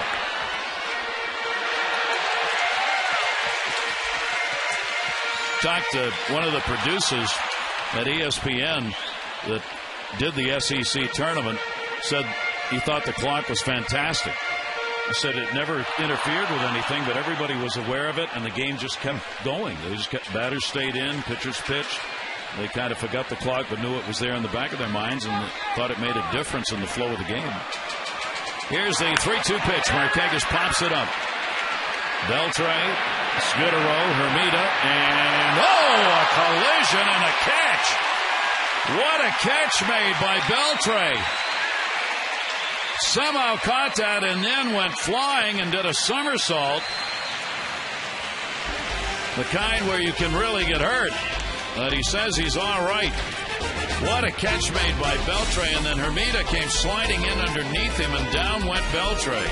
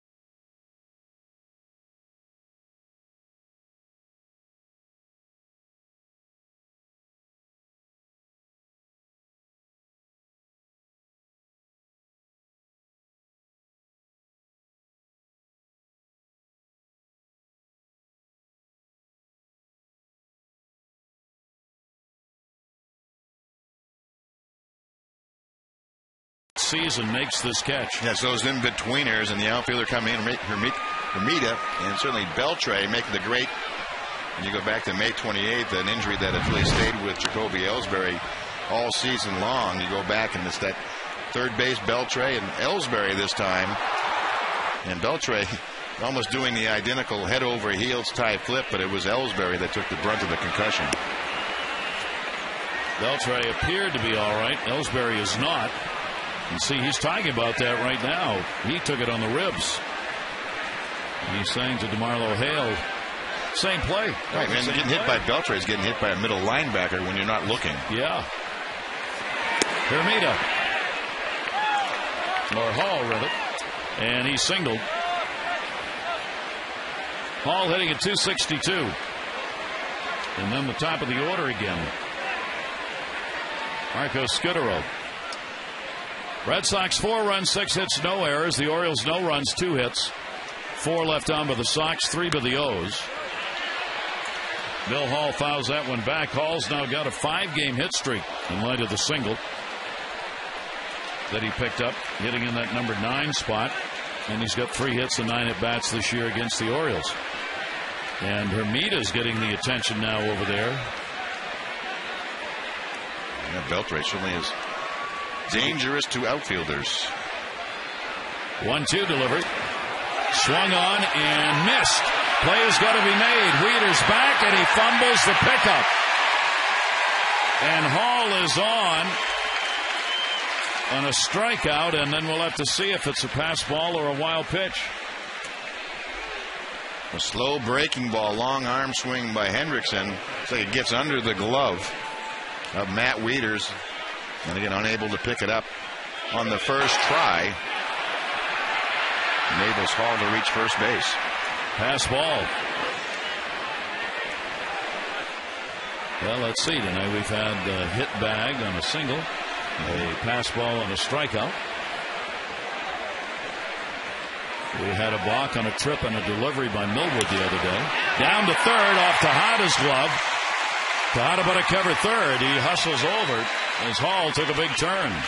That'll be a base hit. Scudero's 2 for 3 in the ball game. And the Red Sox have runners at first and second again with nobody out.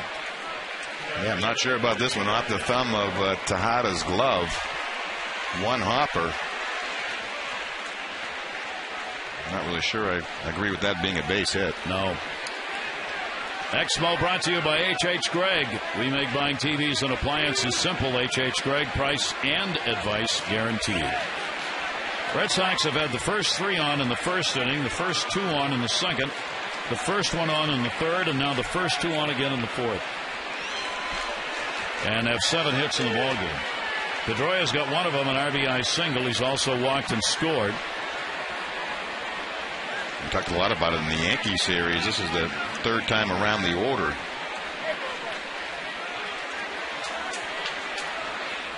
And Juan Samuel sitting over there going, so this is what Dave felt like.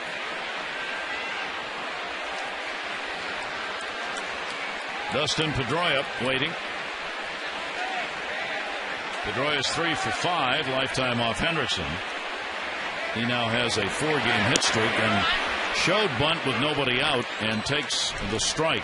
Yeah, you could really see Pedroia peeking towards that right side. See Scott Moore way up the middle and Wigington deep at first base, and you could see him taking a couple of looks. Well, if he could ever get a bunt past the pitcher's mound. Past Hendrickson, that's going to be the key.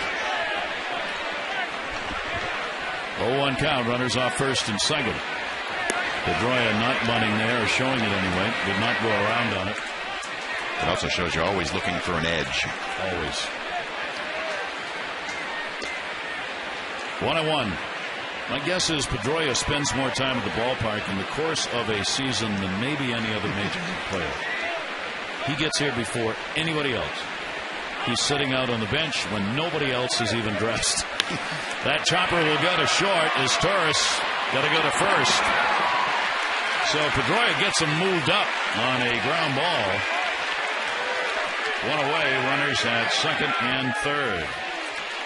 Time now for our Cabot Woodstain's legendary performance. It was on this date, 2009, Randy Johnson went 6 innings to beat the Nationals and pick up his 300th win this day in 2009.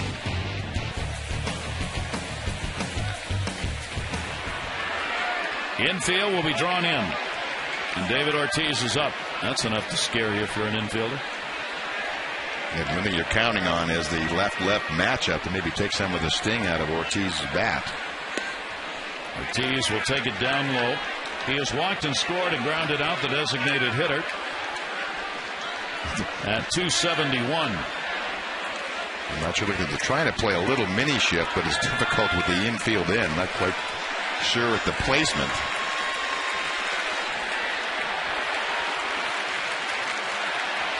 Pass for a timeout. 2 real good DHs in this game who've come on strong.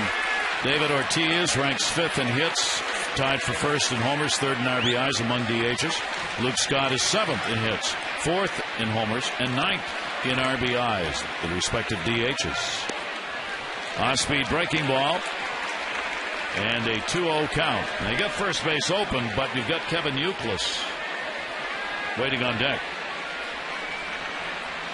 That's the biggest difference you can see in Ortiz in taking a pitch. Early on when he wasn't swinging, he'd start that bat early anticipating a strike because he felt like his bat was slow. Now you can tell he's confident. Ortiz line drive second. Big out. Moore puts it away. And there's the second out. And still runners at second and third. Soft line drive right off the end of the bat. And back another one of those 2-out RBI situations, or 2 outs runners in scoring position. If you've been able to, it seems like for the most part of the season, being able to get that 3rd out and keep them off the board. The Red Sox with 2 down and runners in scoring position are hitting .291. Kevin Youkilis. Youkilis against left-handers, .415. Some of these numbers you just have to look at 4 times because you can't believe they're that high. Youkilis is 3rd in the league against left-handers in average. Guess who's number 1? He's standing right behind him. Victor Martinez is hitting .453 against left-handers. That's the best number in the league. So that way just go down and say, you want to pitch to the 3rd best player against lefties or the 1st? Let me check my cheat sheet. I got it written on my wrist because there's some left-handers in the lineup that have just such a difficult time hitting lefties, and others that just murder the ball against him. 1-0 count on Youkilis. 0 for 2. He has struck out and popped out. He brings a 3-game hit streak to the ball game. 1-0 delivery to him. Youkilis way back in left field. Will it stay fair? Goodbye. Home run. Kevin Youkilis, 3 RBIs, 7-0 Boston.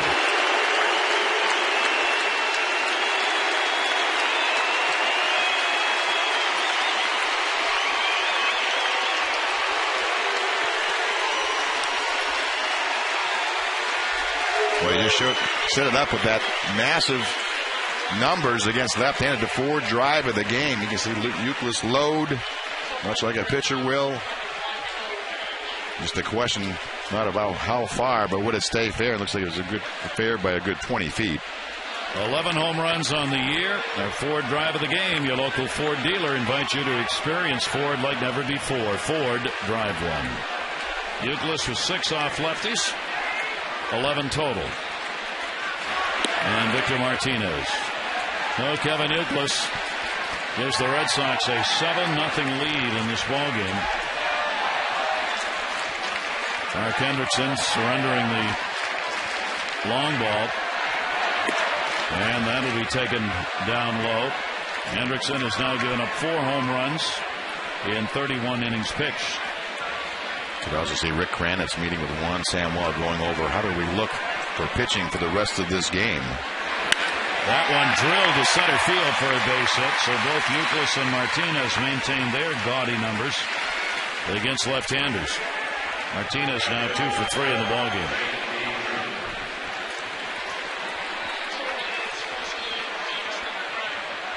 And on the phone once again, Rick Kranitz will go out and talk it over with Mark Henderson.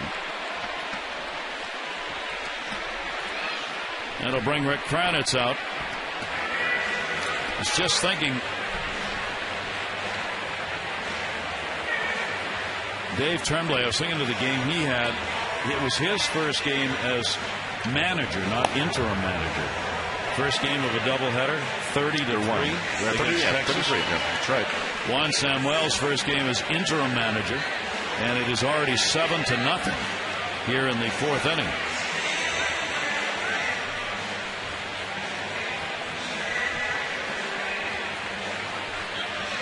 Martinez on at first base. J.D. Drew a 2 RBI double.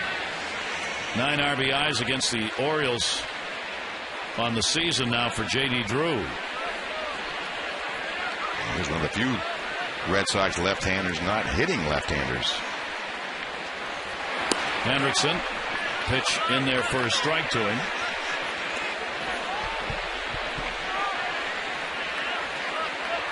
It's 7 batters to the plate in the first inning, 6 in the second, 6 so far here in the fourth. Not only Rick Kranitz and Juan Samuel having to talk about, as you mentioned, Mike, the rest of this game, the rest of this series. Yeah, it really can affect when you don't have off days and a chance to regroup. One horrible game that you can't get through can affect you, and where you could have really no bullpen at all tomorrow. 1-1 delivery on the way to Drew. Came inside on him on a 1-ball, 2-strike count. It's amazing how less confident Drew looks against left-handers. The swings have no real pizzazz to them, at least to this point. Yeah, Drew, the 24th hitter in the game already. 1-2 delivery on the way, and that'll be tapped foul. Yeah, you'd only be, potentially 3 hitters away from a potential perfect game, depending on an umpire's call. Oh, knew you had to add that. Well, knew that was coming. A 1-ball, 2-strike count. And Drew will take that, and it misses. And the count goes to 2-2.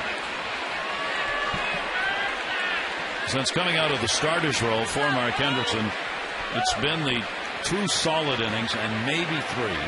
And that is about the extent of Hendrickson's effectiveness, which out of the bullpen has been fine. He thought he had that one in there. Doesn't get the call, though, and the count goes full, 3-2. Well, he really relies on change of speed and maybe not getting a good look at him. But Hendrickson already up to 42 pitches. I'm not sure how many have been thrown in the tip.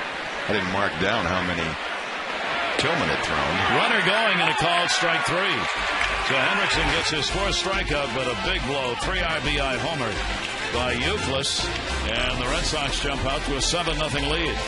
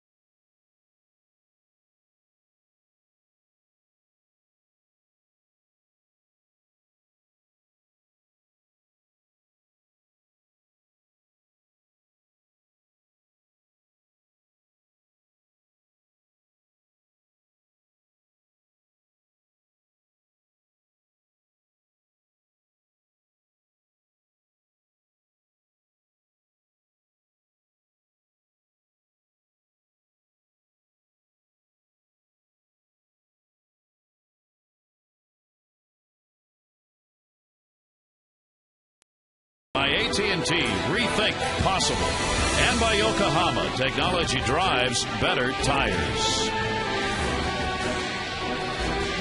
With Mike Flanagan and Amber Theo Harris, I'm Gary Thorne. Summer night here in Baltimore as the Orioles return home.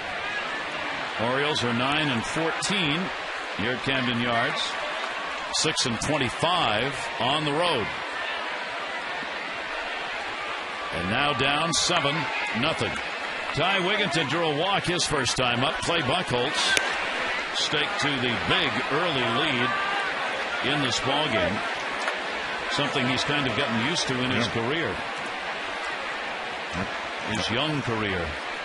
He's had all kinds of run support and finds that one. Wigginton's retired. Time for Radio Shack's What Do You Know? Well, what we know is that the last two American League rookie no-hitters were both against the Orioles.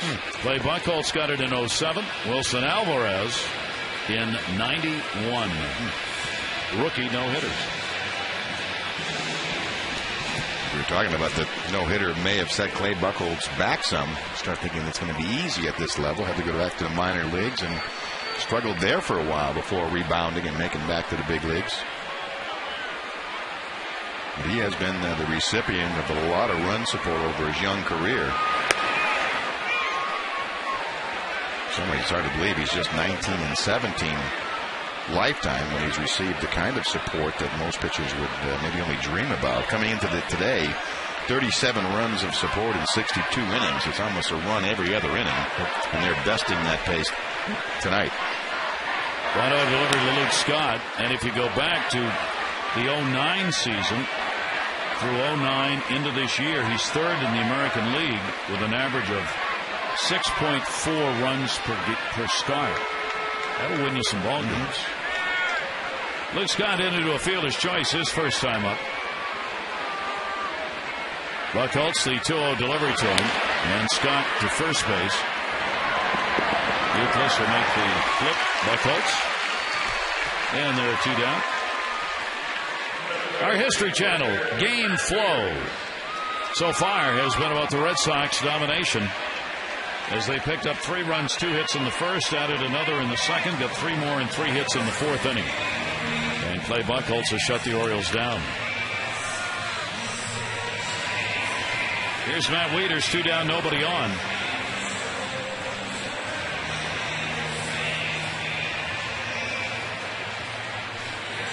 Trying to find a spark with the change in managers. And so far, offensively at least, that has not happened in this game. Wieters, first ball hitting, shallow right, J.D. Drew, and he's got it. A 1-2-3 inning, the second of 4 for Buchholz in the ball game. And 7-0. Albers coming on to pitch.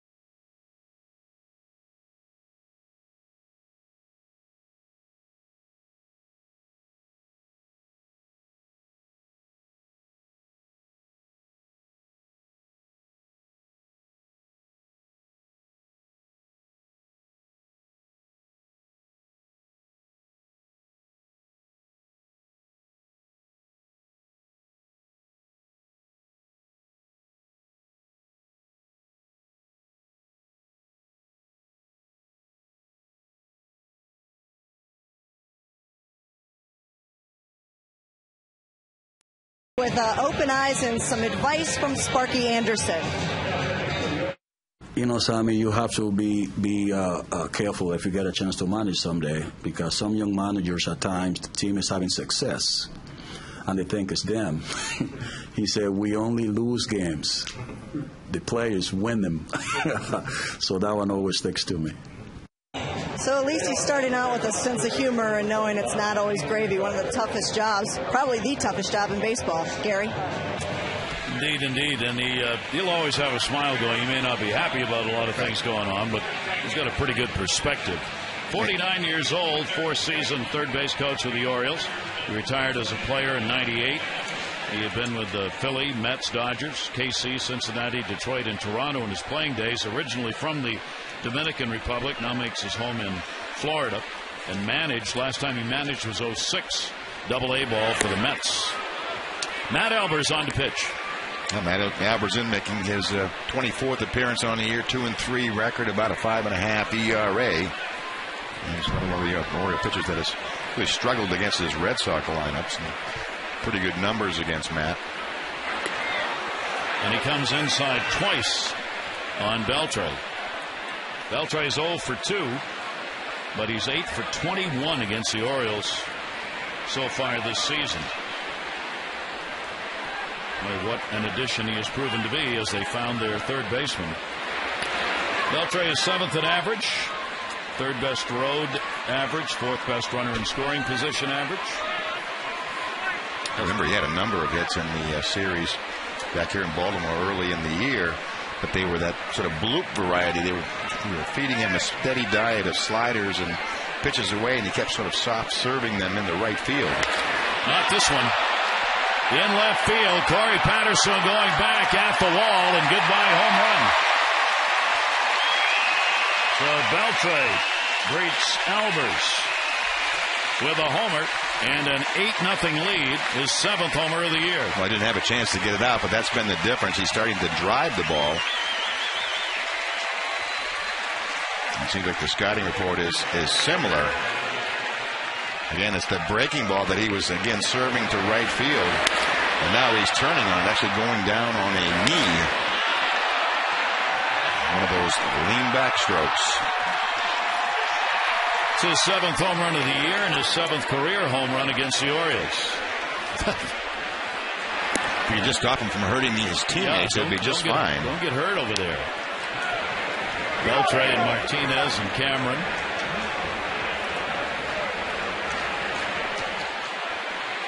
So the Red Sox have 8 runs on 10 hits, and we have played only 4 innings and 1 batter. 2 home runs in the ballgame tonight. Youkilis a 3 RBI homer, and now the solo shot by Beltre. Pedroia's got an RBI. Youkilis has 3, Martinez 1, Drew 2, and Beltre 1. In that 4th inning, keep in mind that the first batter, Bill Hall, struck out, but a pass ball allowed him to reach.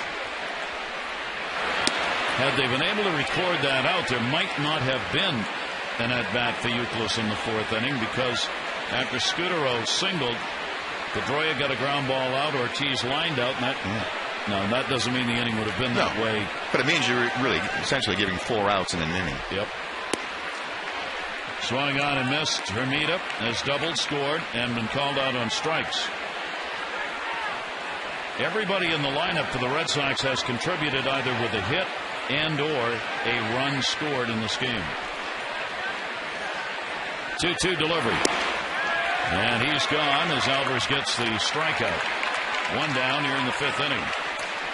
All weekend long, you can join Orioles Reach on the Maryland Food Bank for the 24th annual food drive. We hope you'll bring donations or non-perishable food items to the games this weekend. You can also go to virtual food drive at mdfoodbank.org/Orioles. Benefit the soup kitchens, pantries, and emergency shelters in Maryland. That's going on right now all weekend in these Red Sox games. 888-848-BIRD or mdfoodbank.org/Orioles. Great cause. Hope you'll contribute. Come to the ballpark, even if you're just going by, drop off a donation or some non-perishable food item. Bill Hall is the one who started that 4th. He struck out. The ball got through Wieters' legs, and Wieters could not get it in time to get him out. And that kicked off the inning in which Euclid would ultimately deliver the 3 RBI homer. There's Kevin Euclid. Doesn't do a lot of hair commercials for men. What they say about baseball, you usually say the first thing to go is your legs. Many will say it's your hair. Wigginton. And doesn't have a long enough arm for that one. A few rows back. And a 1-ball, 2-strike count. Good crowd on hand here in this Friday night. Right back here tomorrow night. And then Sunday afternoon with this 3-game series against the Red Sox. The Orioles with an 8-game losing streak that they are trying to get out of here tonight against the Boston team they have won 4 games against while losing only a couple. But the Red Sox have dominated so far 8-0.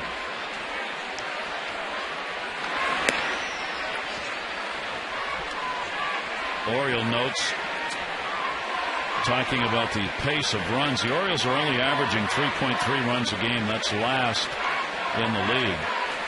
And they are on a pace to score 540 runs. It would be the fewest ever for the Orioles. Fouled off. Matt Albers with a 2-ball, 2-strike count on Bill Hall. I think what makes that hard to comprehend, even we just know that the Yankees just went over 300 runs the other day. They'd be on a pace between 900 and 1,000. Double. Albers with the 2-2 and an outside corner strike. So Hall is gone. 2 strikeouts after the homer by Beltre. Well, you know, bullpen has been striking them out at kind of a frequent clip. Tillman was only able to strike out 1 of about the 14 or 15 hitters he faced. A long first game already for Juan Samuel. 2 down, top of the order. Scudero, 2 singles, 2 runs scored. He has struck out 2 for 3 in the ballgame. The Orioles bullpen is 9th in ERA. The Red Sox bullpen is 7th. Orioles starting pitching 12th in ERA. The Red Sox 10th, which I think would surprise a lot of people. The great variance is in the offense. Popped in the air to center. Jones will put it away. Home run by Beltre, the leadoff homer here in the 5th inning. The only one on the board in the inning, and Boston leads at 8-0.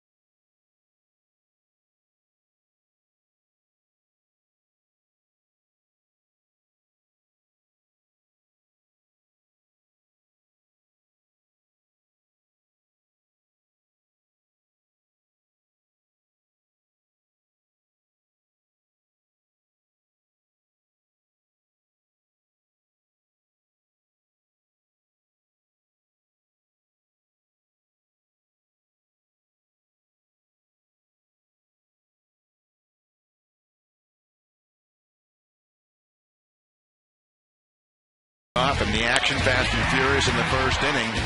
Base hits, it seemed like at 4 counts galore for Chris Tillman. And then Kevin Euclid would join the party with a 3-run homer in the 4th.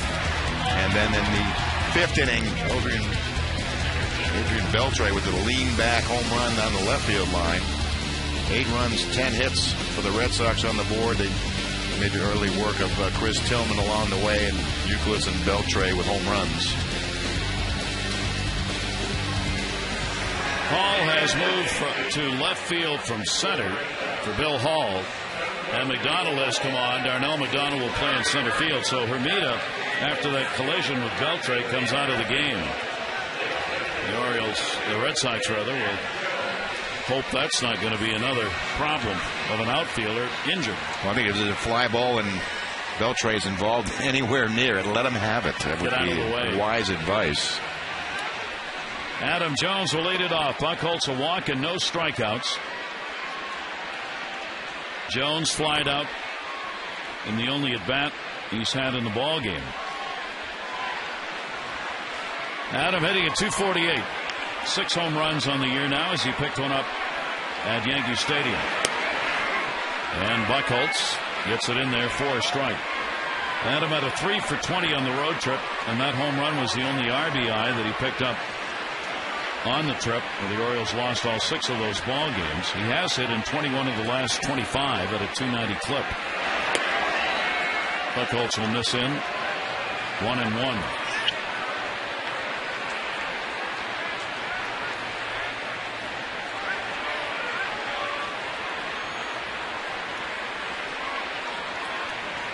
.25-year-old right-hander. 1-1 delivered. And Jones taps that one off his foot, and the count will go to 1-2. And ever since Buchholz has received some run support, his usual run support, and able to whittle down that pitch count. Looked like he was in some jeopardy of maybe he could make it through the 5th or the 6th, but now it's much more manageable. Just 52 pitches here in the 5th. 1-2.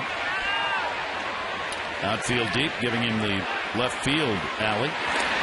Nearly scooped up.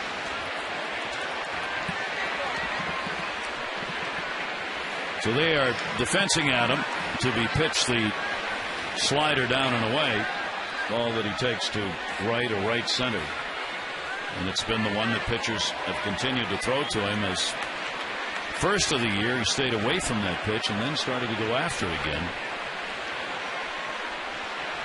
2-2 delivery. And that's it right there. That's the thing. Once you start to reach for the ball away, then you're also susceptible on the other half of the plate in. So once you expand the strike zone 3 or 4 inches to the outside, now that ball on the inside does not have to be buried deep inside or even off the plate to jam a hitter. You've already leaned into it. That's right. You already sort of jammed yourself. 2-2 delivery. Again, went away, did not go around on it. Vic Carapazza, the first base umpire. Take a look at his last swing. You know, it's a pitch he almost offers at, and that's a good, half a foot outside. Count will go full now. 3 balls, 2 strikes. Adam trying to get on to get the Orioles offense going. 3-2 delivery to him. That's a fair ball. Martinez gets him. Jones retired. A little look at this date in baseball history.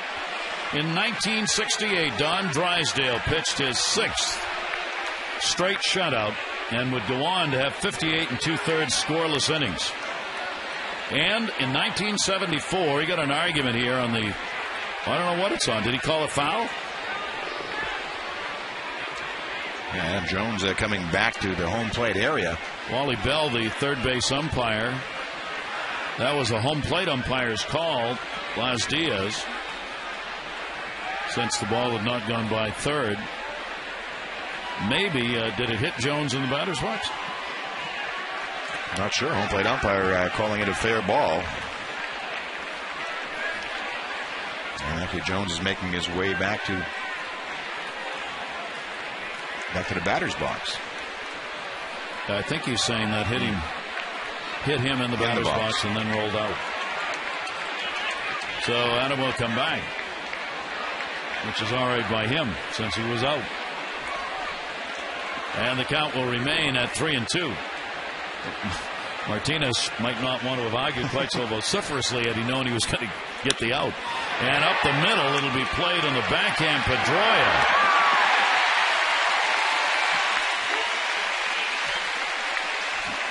So Jones retired anyway. Showing you this day in history, 1974, night baseball will never forget, unfortunately. 10-cent beer night in Cleveland. And the game ultimately was forfeited against the Rangers by the Indians. There were 60,000 beers sold to 25,000 people. Now, you start figuring how many ounces per person when probably at least a third of that crowd was underage. Not that may have had anything to do with it. And there were all kinds of stories came out of that night as fans went onto the field in droves. Yeah, I think there was one estimate of 5,000 fans on the field.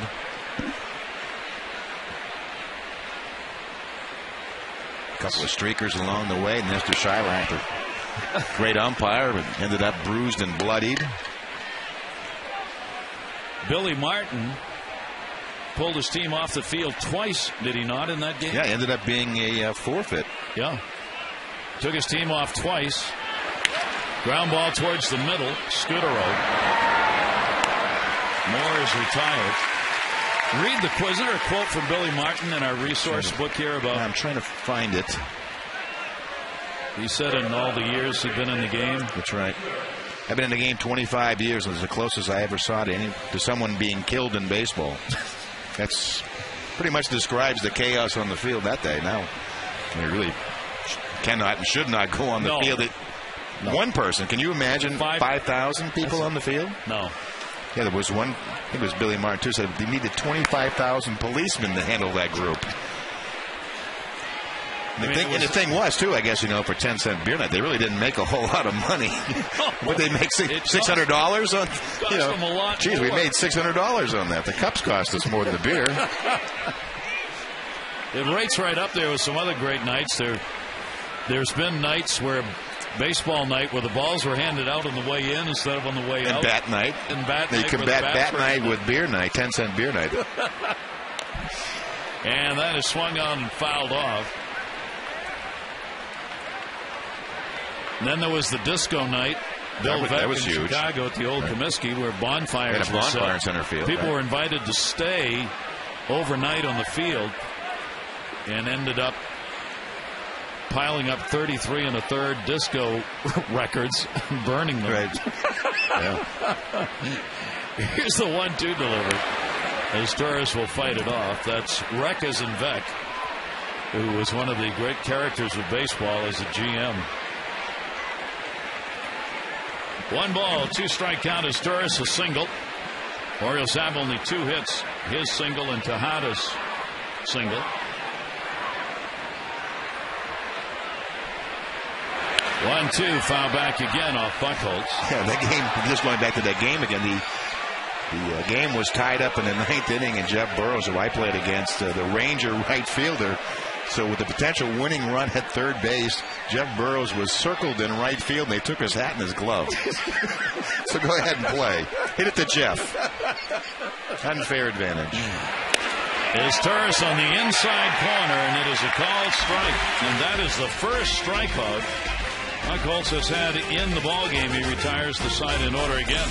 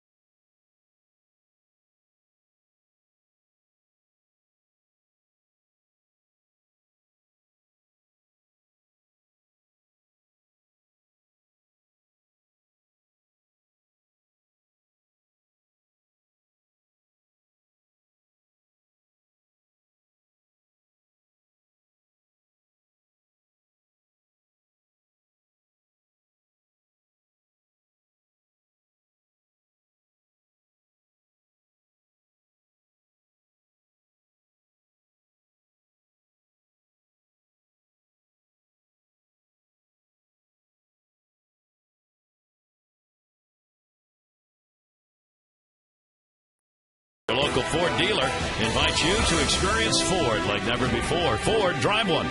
And by H.H. Gregg, we make buying TVs and appliances simple. H.H. Gregg, price and advice guaranteed. Delighted to have you with us on this Friday night, Camden Yards. 86 degrees when we started. Humid summer night, but a beautiful night for baseball. Not so for the Orioles so far, trailing at 8-0. Dustin Pedroia is going to be up for the 4th time here in the 6th inning. Matt Albers is on the mound. He gave up the homer to Beltre in the last inning, his first inning of work. Mark Hendrickson charged with 3 runs in 2 2/3 innings on 4 hits. He did not walk anybody and struck out 4. Once again, a very busy box score for the Red Sox. They've been on this kind of an offensive rampage for quite some time. I see everyone involved in the action. David Ortiz over 2, but still has a run. Yuka's 3-run homer, a couple of singles for Victor Martinez, and their hit parade continues. That is a strike taken. 1 ball and 1 strike. Remind you, the Red Sox last night had 18 hits off Oakland pitchers. They've got 10 hits in the ball game tonight. They had 3 home runs last night.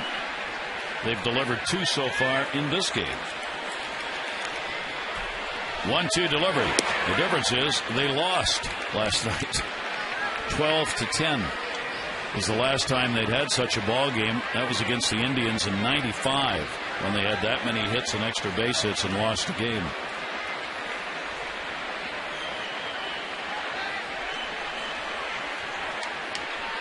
Pedroia with a 2-2 count, swings and misses. And Albers with 3 strikeouts now. Look at this late breaking ball, and when Albers gets on top of it, he gets that sort of 12-6 break. Pretty good breaking ball.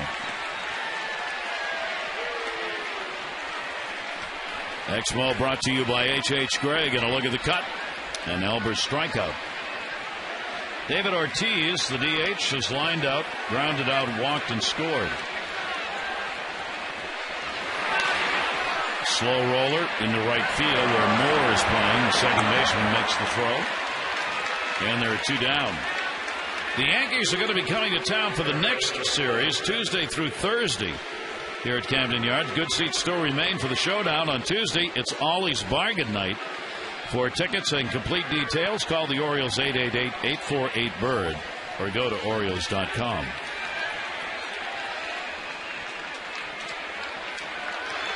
Kevin Youkilis, the 3 RBI homer in the 4th inning.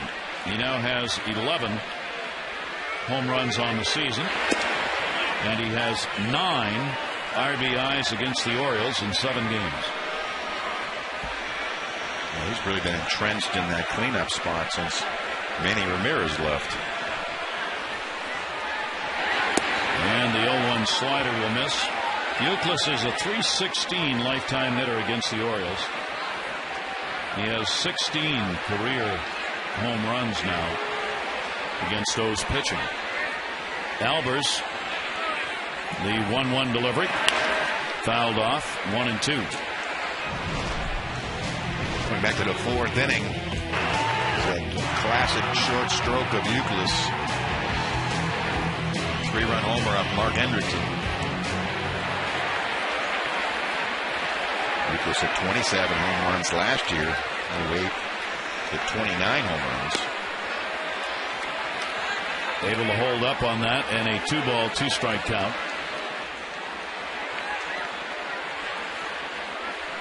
Become more of a free swinger as he's gets more responsibility to carry the offense or power numbers.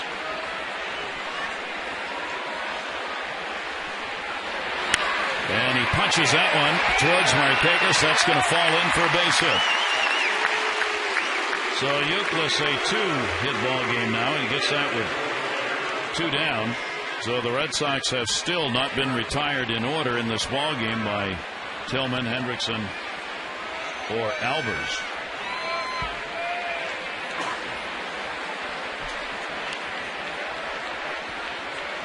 Two away, and Martinez will get the opportunity in the inning. Victor Martinez, 2 singles, a ground ball out,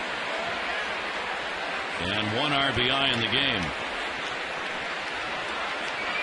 Martinez 2 for 3 off Albers. Those are lifetime numbers. Up high for a ball.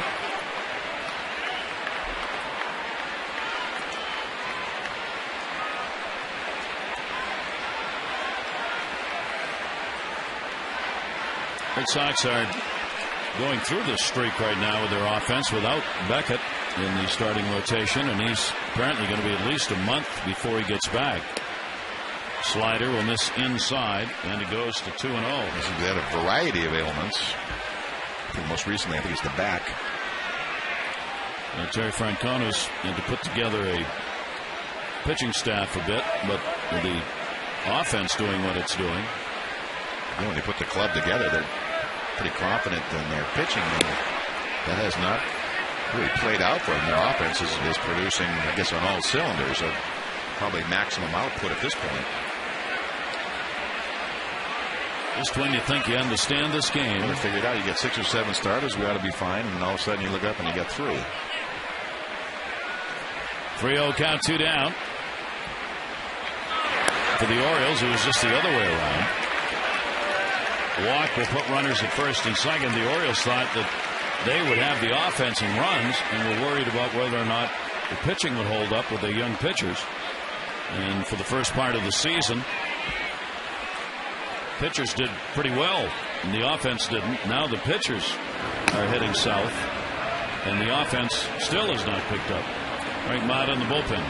Yeah, that's a problem when your starting staff has a good couple of rounds through the league, and things go well, and you don't get wins, and then you know it's going to even out, and you're going to have a couple of off appearances, and then when that happens, coupled with really not scoring consistently, you're in for trouble. This is what's happened with the Orioles starters. ERA has gone in April 4.87, May 4.69, and now June 7.98. It's had the upward trend. 1-0 count. The Orioles starters, in fact, with a record of 9-27, and barring a major comeback here, it'll be 9-28. With that ERA now close to 5 for the starters overall, is going to be the 5th worst in the majors. And the Orioles had so hoped that pitching would be good enough to keep them in ball games, and it hasn't. 2 on, 2 down. Down the line, Patterson, a long run off the bat of J.D. Drew, and almost overran it. He had to reach back for that, and it was in fair territory when he caught it. No runs, 1 in, no errors. 2 are left on base. Red Sox up 8-0.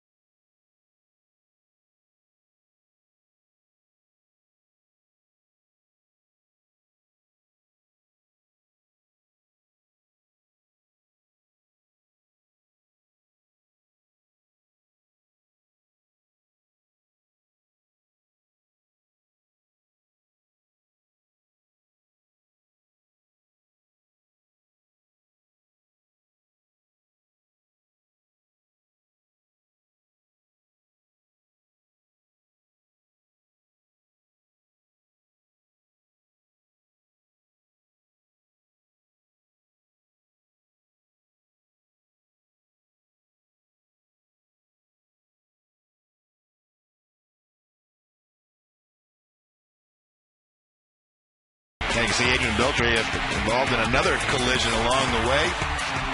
Jeremy Hermida has already left the game, but As Orlando Cepeda used to say, strong like bull. Even though he ran out in the field, he's still showing actually a little bit of a limp. More saving, more doing, the power of Home Depot. The power of Adrian Beltre. Yeah, if he calls for it, I'm letting him have it. Even if he doesn't call for it. That's right. I'm actually running towards center if it's down the line.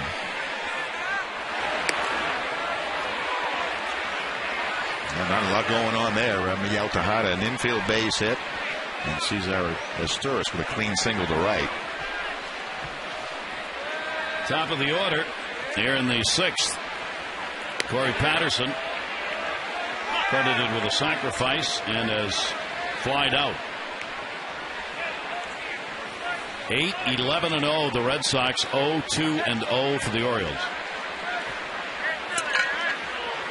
Patterson 0 for 5 off Buchholz's lifetime now. He had to go up to get that one. Scudero gets it there in time for the out. Don't forget, floppy hats are on their way, and you can get one. One of the favorite annual promotions next Friday. The first 25,000 fans, 21 and over, will get the Orioles floppy hat presented by Miller Lite. Hope you'll be here to get yours. The Mets will be in town, 7:05. Get your tickets early and save. 888-848-BIRD. Go to Orioles.com. Red Sox 3, Yankees 3, Mets 3.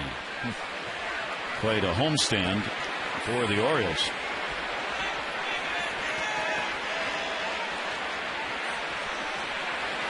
Tejada will take that first pitch and pop it up. Drew's coming in and gets there.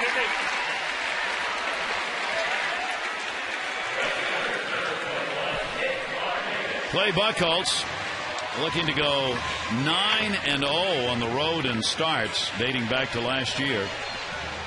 The only other pitchers in Red Sox history to go 8 straight road wins. Roger Clemens, who did it 3 times. Lefty Grove did it back in 1937-38. And Babe Ruth, 1916-1917. Clemens with a record of 12 straight road wins. Nick Markakis, he'll take it for a strike. Markakis' slide out popped out. That collision play at third base you just saw was off the bat of Markakis, the one Beltre caught.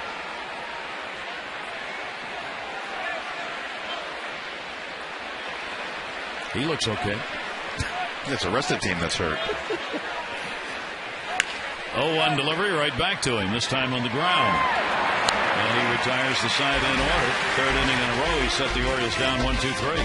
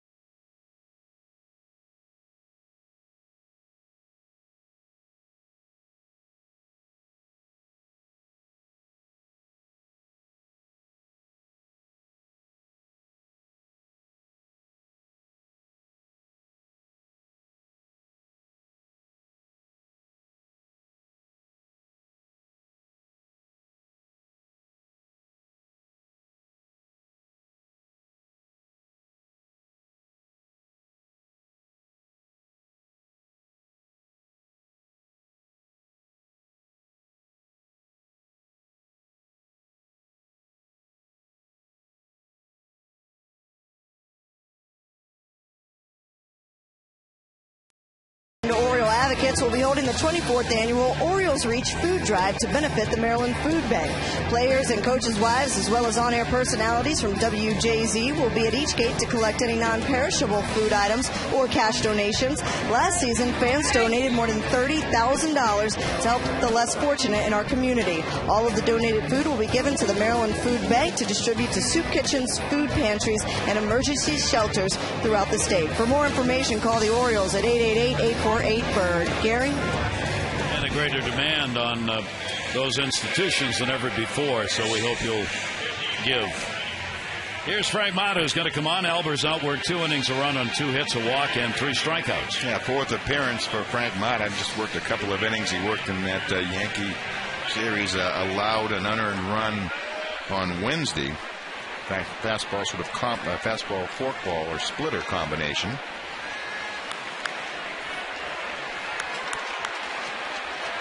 Mata was ready to go. Beltre was not. Beltre a home run last time up, his 7th. He's 1 for 3 in the ball game. And he was going for another one right there. Yeah, Beltre is not getting cheated. Do you remember his swing early in the year? It was more defensive and feeling for the ball away. He's gone down on a knee a couple of times tonight. Helps when you got an 8-0 lead, I guess. That you to lean back and let it fly. Let her fly. The 0-1 delivery by Mata. That'll be to first. Wigginton. One away, 7th inning. On Saturday, June 12th, celebrate Birdland's 2 home teams. The first 20,000 fans 15 and over are going to get an O's Ravens rally cap presented by Masson. You can enjoy special appearances by the Ravens marching band, cheerleaders, mascot, and more. The Mets are going to be in town. Get your tickets in advance. 888-848-BIRD to go to Orioles.com.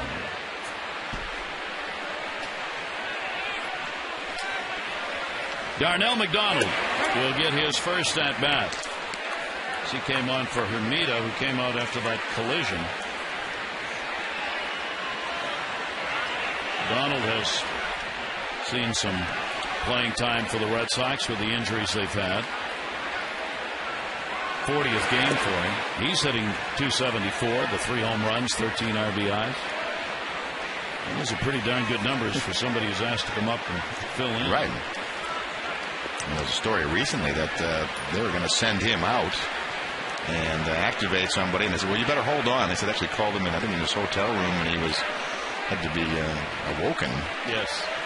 And he said, you're still with the club. Come on out to Fenway. And he has hits in his last 13 of 17 games. Amazing numbers. Mata, 1 ball, 2 strike count. Bill Hall waiting on deck, bottom third of the order for the Red Sox. 1-2 delivery to him. Towards short is Turrisover. Makes the nice play. Had a chance to talk with Andy McPhail before the ball game. The never easy task of letting a manager go. And he talked about Dave Tremblay. He certainly accomplished the first part of what we wanted to get done, which was bring the Reimolds and the Wiederses and the Mattises and the Bergesons and the Tillmans and that group, bring them around, sort of introduce them to the big leagues. And the best thing I can say about Dave is that there's nothing Dave wanted more than for the Baltimore Orioles and their players to do well, and the players knew that, and that's why I think the players liked him, because it wasn't about Dave Tremblay. It's about making the players as good as they can be, and that's all Dave concerned himself with. And daily he cared deeply about winning and losing. I mean, that never left him. Juan Samuel taking over and finding that it is just this tough in that manager's role as this ball club trails here 8-0. Pitch is taken inside from Mata, and the count goes to 1-1. Bill Hall 2 down. He is singled, scored after a strikeout. He has actually struck out twice, but he reached on a pass ball once and came around later on the Euclid home run in the same inning.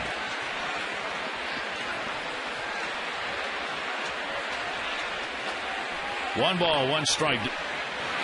And he went around. Home plate umpire allows Diaz, makes the call himself on that one, and the count goes to 1-2. Toronto leading the Yankees by a score of 6-1 in the 7th inning. Are playing in Toronto. Those two teams have not met this year prior to tonight. It's the last. Obviously, the Eastern Division teams generally play one another at least 2 series. Yeah, you do see it happening, though, with the unbalanced schedule and interleague play. Always seems to be sort of a swing team that doesn't play in the East. 1-2 delivery on the way down low. And Toronto was that team. They had very few games against the American League East until the Orioles went up to Toronto recently. Toronto's played only 18 games against the East going in. The Orioles have played 27. Here's the 2-2 delivery, and that is swung on and missed. So Mata comes on and gets it done. First time they've been retired in order. 7th inning stretch brought to you by Jack Daniels Tennessee Whiskey. Please drink responsibly.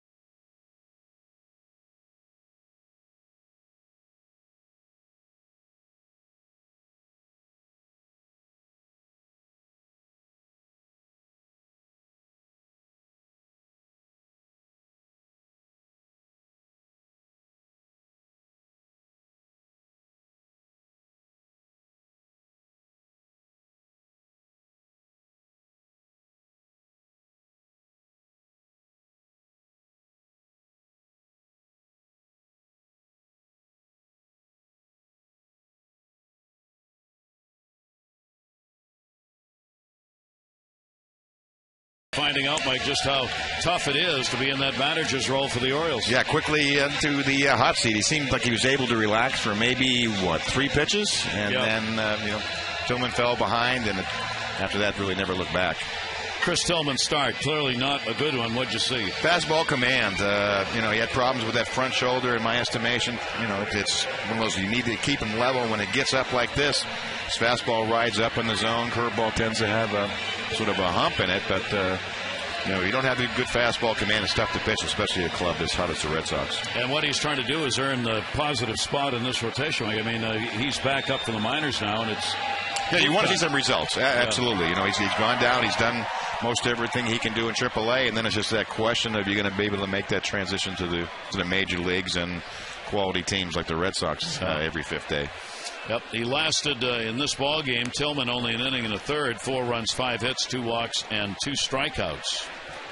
Clay Buchholz has gone the distance so far for the Red Sox, giving up only the 2 hits. Buchholz trying to go 5-2 lifetime against the Orioles. Ty Wigginton has walked and grounded out. All of the Red Sox in the lineup have had 4 plate appearances. Wigginton up for just the 3rd time here in the 7th inning. He will get a base hit. Leads it off with a single. Now the Orioles have their 3rd hit. Again, all singles in this ball game. But it's a leadoff single off Buchholz, and we'll bring up Luke Scott.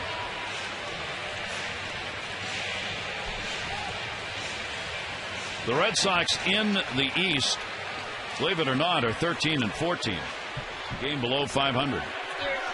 Orioles are 6-21. Nick Markakis between the manager and the hitting coach. Scott is hit into a fielder's choice, grounded out. A designated hitter, a 3-game hit streak coming into this ball game. That one to second base. Pedroia, Scudero, Euclid.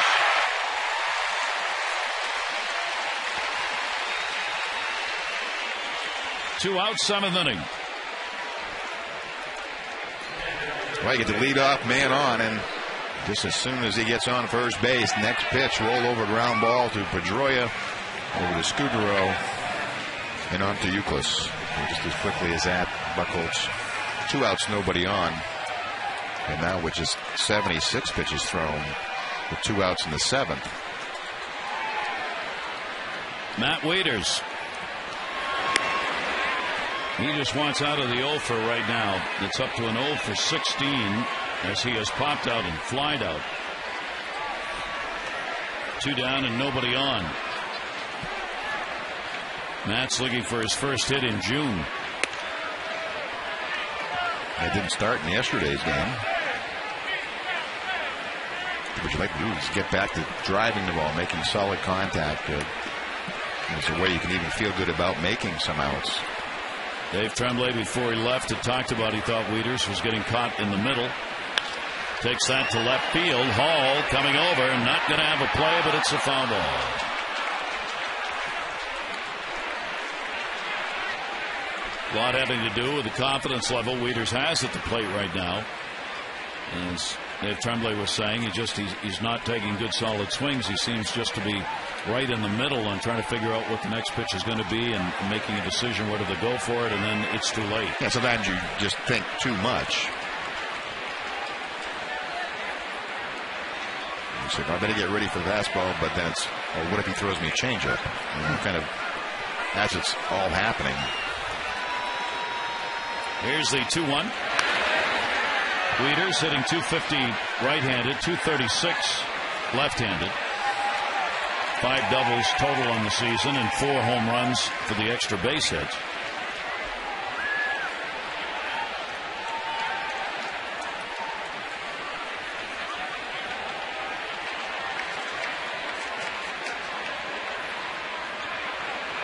And the 2-2 delivery. Buchholz, only 2 strikeouts in the ballgame.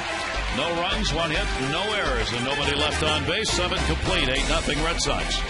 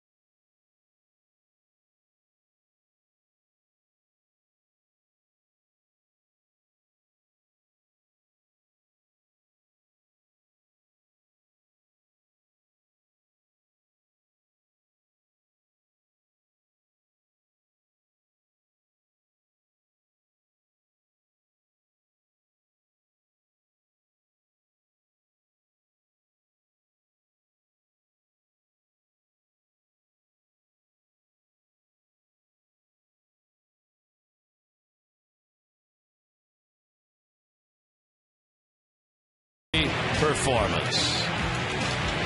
45 years old, and Julio Franco became the oldest player in MLB history to hit a grand slam on this date in 2004. 45 with a question mark?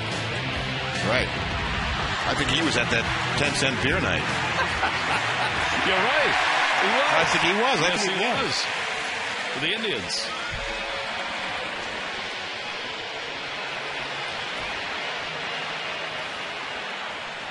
Juan Samuel, the interim manager on the right. If Dats is working at first base for John Shelby tonight, he's the bench coach.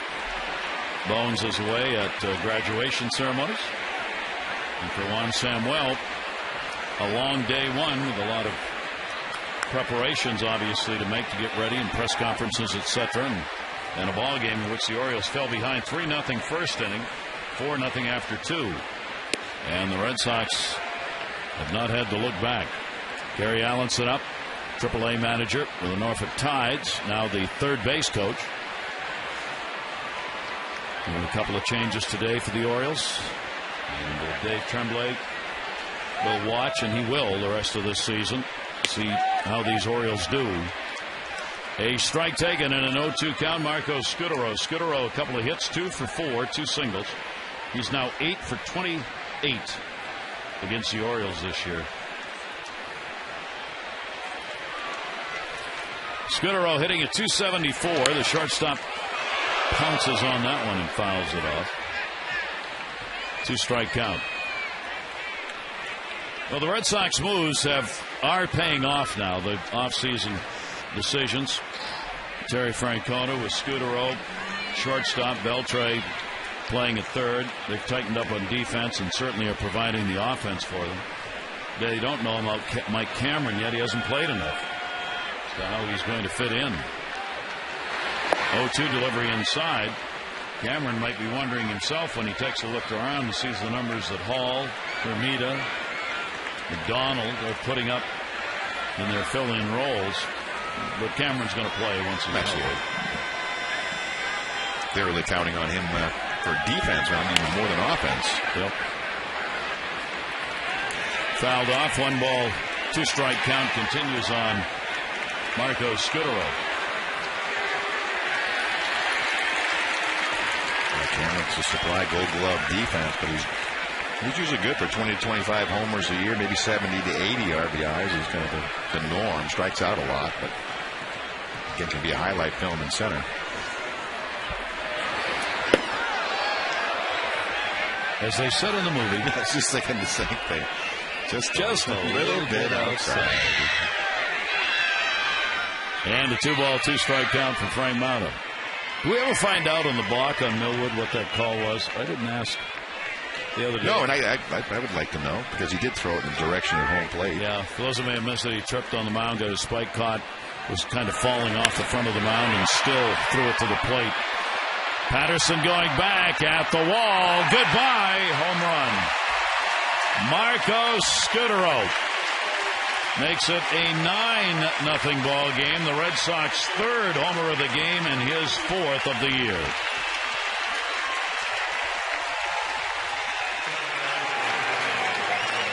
Take a look at the 2-2 pitch from Mata. It's like a forkball. No, actually it's a slider. See a little dot on it, then Scudero hanging slider into about the third, fourth row. Well, becomes a 9-0 ball game. 12 hits on the board now.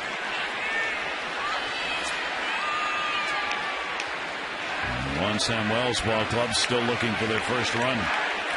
Pedroia's got an RBI single. He's walked and scored. 1 for 3 officially.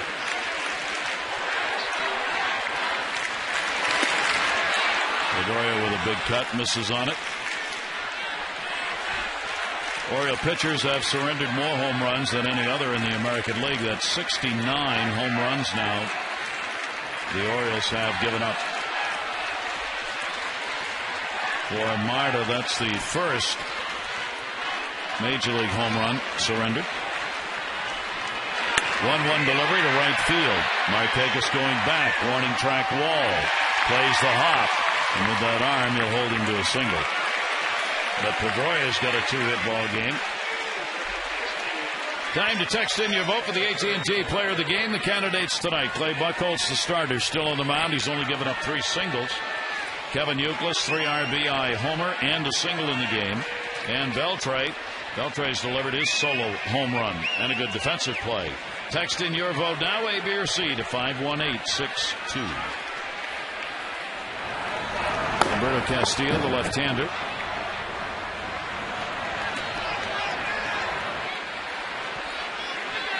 It's been a little bit alarming. There's a number of home runs allowed during this losing streak. I think that's 18 now allowed. The Orioles facing their 9th consecutive loss. Here's David Ortiz. The Red Sox had both the offensive and pitcher of the month in the American League. David Ortiz won the award as a position player, and John Lester won it as pitcher of the month in the American League. Ortiz will take it away. 1-1. It's the first time 2 players on the same team have captured the Player of the Month title since '06 when Minnesota got it. Joe Mauer is the position player and Johan Santana the pitcher. Ortiz up high. He is lined out and grounded out twice, drew a walk in the first inning and scored. Big Papi's 147th game against the Orioles. 271 lifetime average, 30 homers. He has scored he's had 107 RBIs in 147 games against the Orioles. He's done a lot of damage.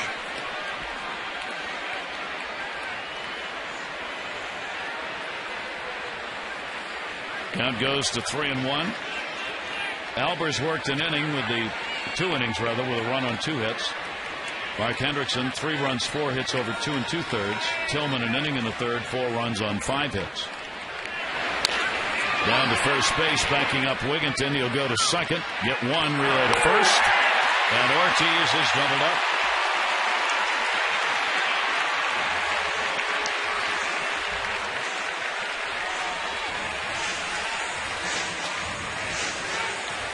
Tough turn, but Ortiz without speed, they got him. Now that's the hard way. 3-6-3 double play. Take a look at it, slow developing this time.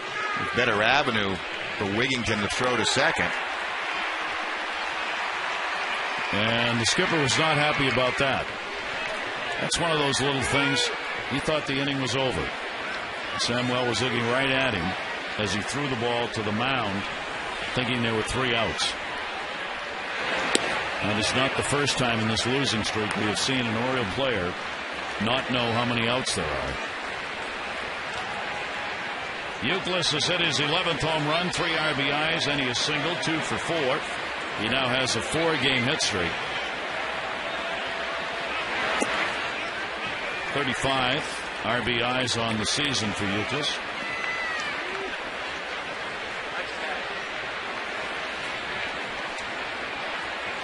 He's just out of the top 10 in runs batted in.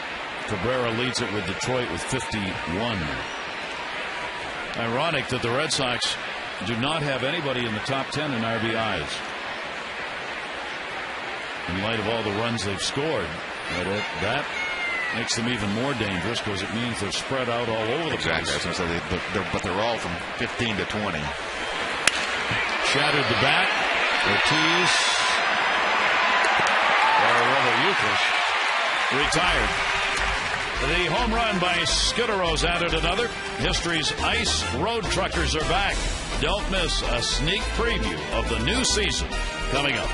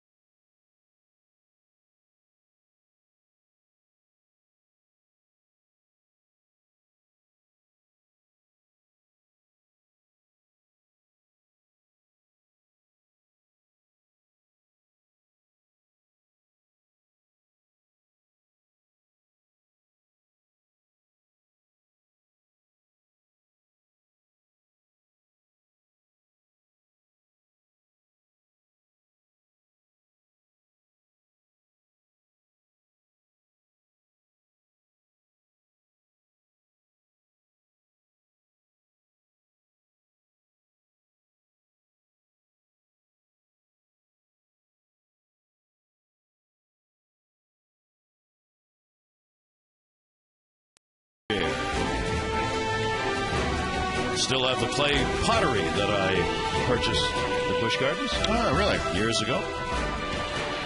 Why, I don't know, but Yeah. I still have it. Colorful? Yeah. Colorful. 9-0 lead, 9-13-0 for the Red Sox, 0-3-0 for the Orioles. Adam Jones, flied out, grounded out, Moore and his tourist to follow. And that is taken for a strike. Buchholz with a walk and 2 strikeouts. He's given up 3 singles in the game, spread them out. Tejada in the first. His Torres in the third. Wigginton in the 7th.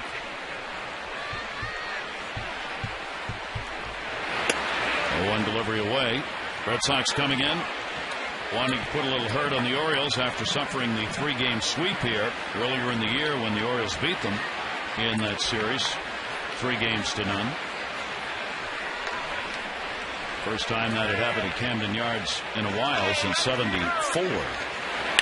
That one to short. Scudero. This copyrighted telecast presented by authority of the Orioles may not be reproduced or retransmitted in any form, and the accounts and descriptions of this game may not be disseminated without the express written consent of the Orioles.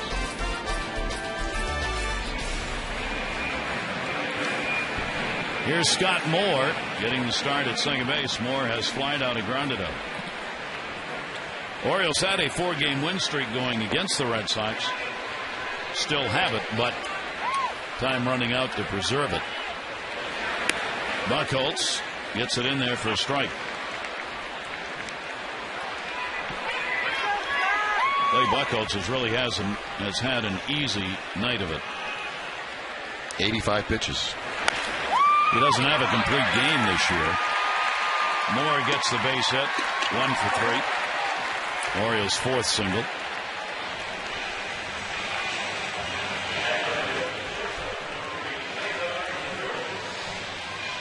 That'll bring his Torres up. 1 for 2, a single, and he is struck out. Buchholz wins on the road this year have been against Kansas City, Toronto, Detroit, and Tampa Bay. Those are the 4 road wins he has, and he's not lost a game on the road. Center field, McDonald, and he's got it. Hope you'll join us again tomorrow. Game 2 of this series. It will be Jeremy Guthrie taking the mound for the Orioles against the Red Sox, John Lester. Our coverage on MASN HD begins at 6:30. OS Extra presented by your local Ford dealer, followed by game coverage at 7 on MASN HD and WJZ. All the access you need right here on MASN. With the starters numbers in tomorrow's matchup, John Lester has really turned his season around after a slow start. Now 6-2, the ERA under 3. You can see the opponent's average, and Jeremy Guthrie, who has really thrown the ball well of late. Patterson to first, and backing up on it. Duclass will put it away. No runs, 1 hit, no errors, and 1 left on base. 9th inning coming, and a 9-0 Sox lead.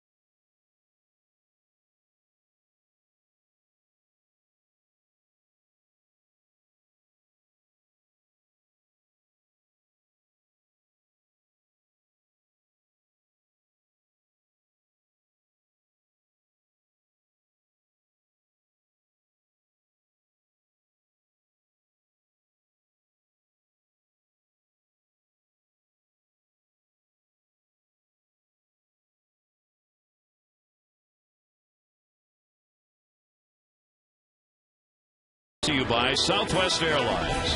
Go to southwest.com. Grab your bag. It's on. As we go to the ninth inning and the Sox leading at 9-0, Frank Mata out of there where 2 innings, gave up a run on 2 hits and had a strikeout. As spreading out the bullpen work here tonight, it'll be Castillo to pitch. As making his 13th appearance on the year with a extremely high earned run average, 7 2/3 innings of work, 13 hits, 10 earned runs, 3 walks and 9 strikeouts. He's had difficulty certainly of late retiring the left-handed hitters. He's allowed 4 home runs to lefties, and they're batting .400, and that really is his primary job. Allowed a home run last time up in Toronto to the left-hander right away. Craig Tatum will be his new battery mate as Wieters is out of the ball game. Red Sox batting in the ninth.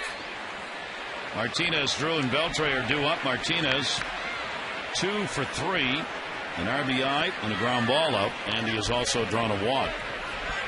Now up to 291 on the year.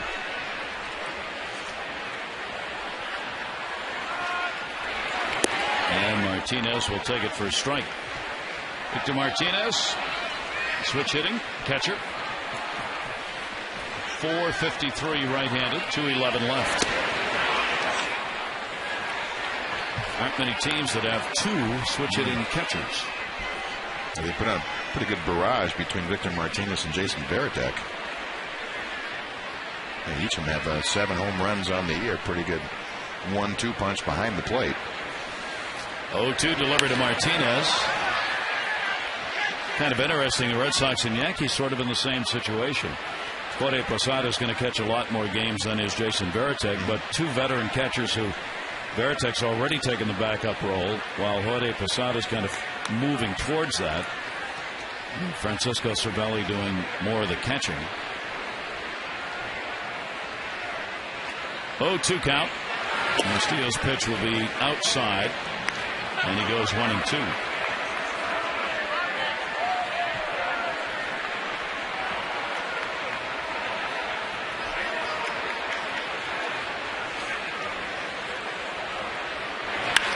There's a shot up the middle.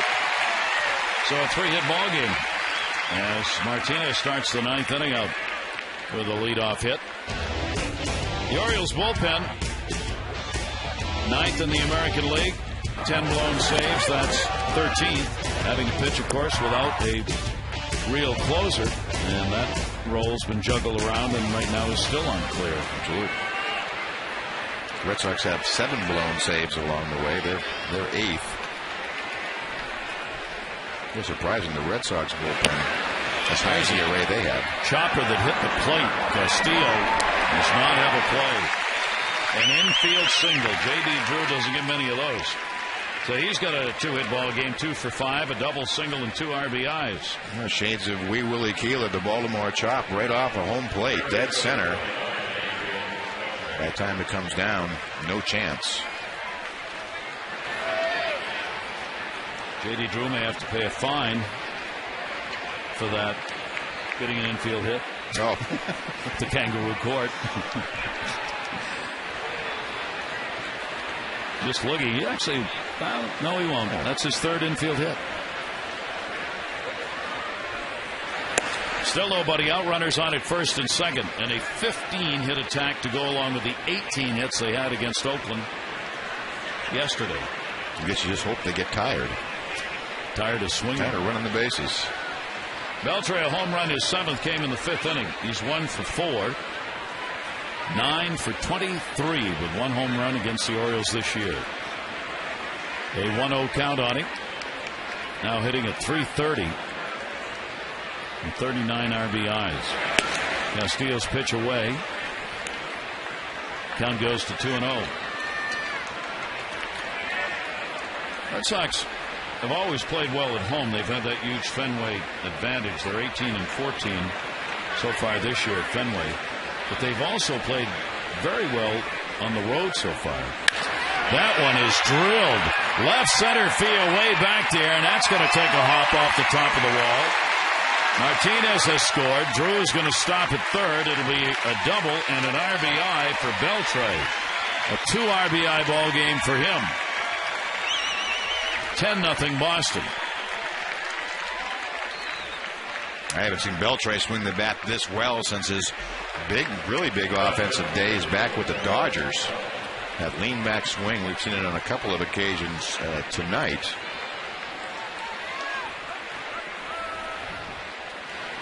He has reason to smile. The way he's playing right now. So runners at second and third. There's still nobody out. McDonald whips it foul.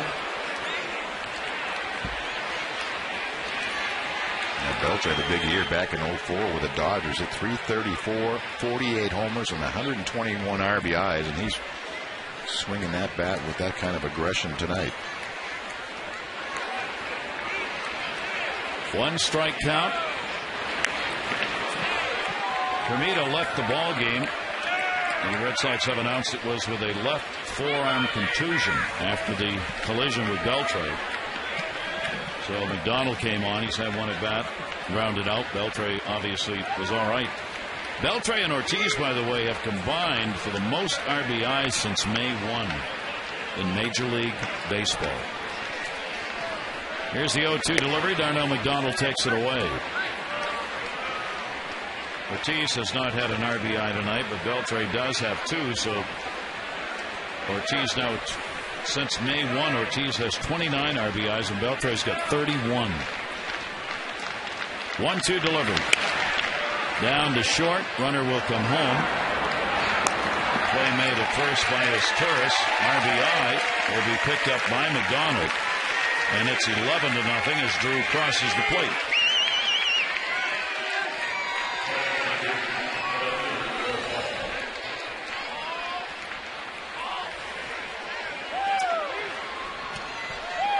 Now 1 down and a runner at second. Hall with a single. He has struck out 3 times, but on one of those there was a pass ball and he would come around to score in the inning.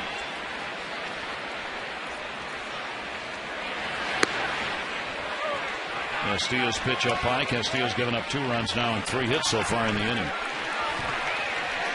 Not a good first ball game as manager, interim manager, Juan Samuel.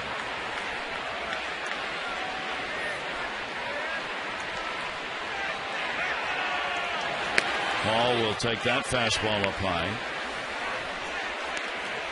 Hall, a veteran, 30 years old. He's played a lot of baseball over the years, over 860 games in the majors and 500, almost 600 in the minors. His career goes back to 98, his first professional season. 2-0 delivery on the way. Comes into the year as a .251 lifetime hitter at the major league level. He's batting .247 right now. That's very productive years for the Milwaukee Brewers. His best year is probably 06, 35 homers, 85 RBIs. Numbers had tailed off since then. Beltre waiting at second. A strike taken. And the count will go to 3-1. Toronto has defeated the Yankees by a score of 6-1 in their ball game tonight. First of the weekend matchup in Toronto. So the Yankees' 5-game win streak is broken. 3-1 delivery, and that's away. No Castillo struggling here in the ninth. Couple on. Vote for your favorite O's for the 2010 All-Star Game at Orioles.com, and you might win the Orioles VIP Experience All-Star Sweepstakes. Lucky winner's going to get 4 tickets to an upcoming game, VIP parking, on-field access for BP, a private meet and greet with the O's All-Stars, and a personalized All-Star Game batting jersey. Go to Orioles.com All-Star for complete details. I mean, for Castillo, the ball game may be 11-0, but every time you go out there in these situations, especially for the Orioles with the bullpen in flux as much as it is, you're trying to show that you are worthy of a spot. You have a place and a role. Yeah. David Hernandez now has had to get up to throw. That's not something the Orioles wanted to do. No, absolutely not. I mean, I guess you could say they almost got through this without having to dip deeper into the bullpen than they would certainly like.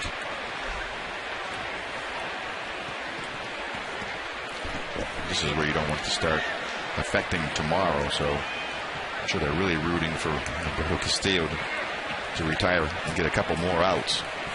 Marco Scutaro delivered a home run, his 4th. His last time up, he's had a 3-hit ball game. 3 for 5. 3 runs scored. And an RBI for Scutaro. Big time numbers. Leadoff hitter. 1-0 delivery to him, and that's going to be in there for a strike.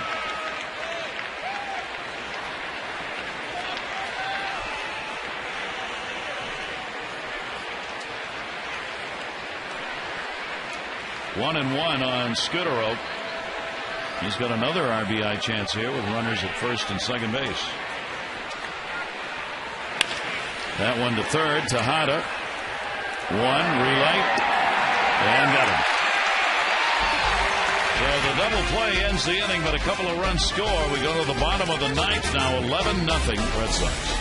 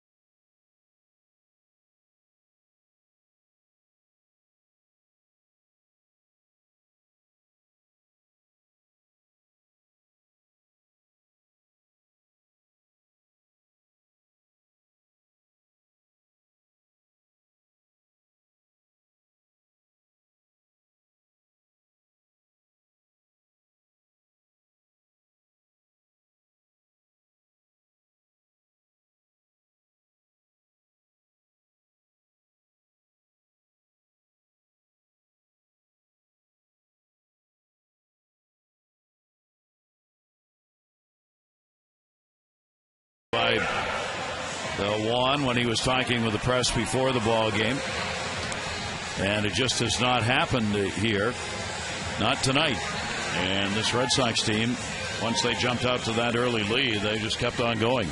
So Clay Buchholz has got a shot now at a complete game shutout, as he's been very efficient. He's walked only 1, he's struck out 2. Just 88 pitches going into the 9th in terrific shape. And will come inside there. He's got a couple of complete games and 1 shutout.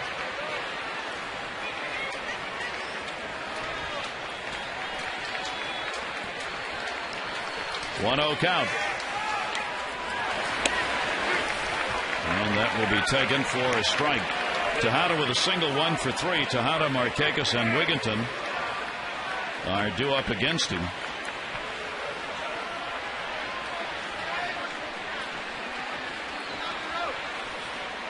His last shutout, of course, was the no-hitter against the Orioles. Came in 07. I think it was September 1st of 07. But if he is to finish this off, out of his 11 starts, he'll have 7 quality starts. That stat we love so much, but it wouldn't be the best percentage of quality starts on the Red Sox staff. 2-ball, 1 strike count to Tejada. And that's going to be a base hit into left field. So Tejada's on with a leadoff single here in the 9th inning. Still time to text in your vote for the AT&T Player of the Game. The candidates and voting so far. With Clay Buchholz way out on top. Text in your vote A, B, or C to 51862. Results on the O's Extra post-game show. Joe Nelson will be up in the bullpen for the Red Sox, but really an emergency role here. They just, in case Buchholz gets into some real pitch count problem. Nick Markakis 0 for 3. Now 2 for 16 lifetime off Buchholz. Buchholz just starting to run up a string of numbers here. If he gets the win, he will have won 9 in a row on the road. He will be 5-0 this year. Last 5 decisions that he will have won. He'll be 5-2 against the Orioles. Really something to say about pitching that well on the road. The Red Sox going into tonight just 13-10 overall.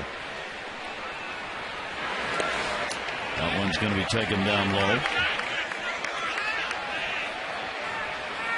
1 ball, 1 strike count.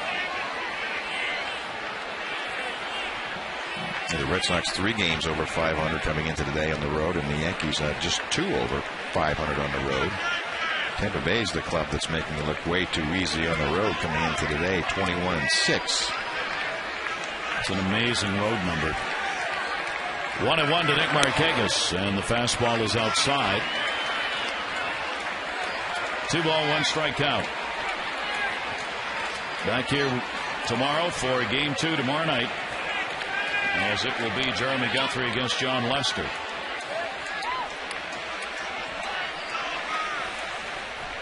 Clay Buchholz with the 2-1. Markakis will take it inside and falls behind Markakis 3-1. Buchholz has gone through games here without a lot of strikeouts this season on many number of occasions.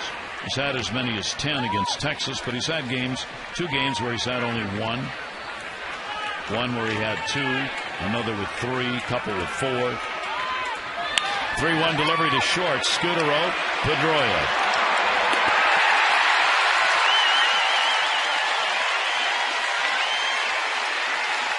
One out away from the complete game. Well, that's the thing. When you're a strikeout pitcher, it's unusual to be a ground ball pitcher. It's the ground ball that he needs. Pedroia, nice turn. Nick hustling down the line, even though it is 11-0. But when you can couple ground balls with high strikeouts, it really is something special. Rarely do you get both. Ty Wigginton, a 1 for 2 and a walk in the game. Buchholz will go 8-3. Tillman will take the loss. He will be 0-1, just Tillman's second start of the year.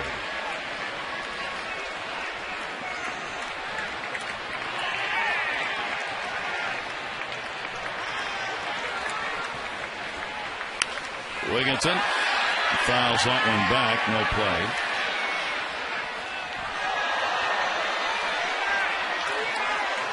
And for Juan Samuel, it will be a loss in Game 1 of his Major League managerial career as the interim manager. This one wasn't much managing to be done.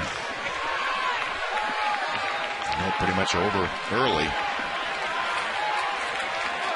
I guess that's the next thing you don't want to happen, is to start feeling pressure that you have to get a win for Juan Samuel.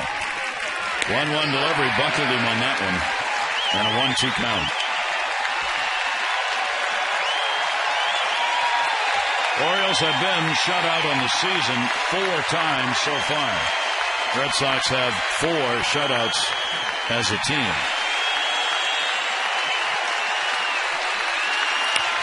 Back to the mound, second base Pedroia, and this one's in the books. No runs, 1 hit, no errors. Nobody left on. And Buchholz gets his 3rd career complete game. 2 of those have come against the Orioles with an 11-0 win. Hope you'll join us again tomorrow. Game 2 of this 3-game set against the Red Sox with Jeremy Guthrie against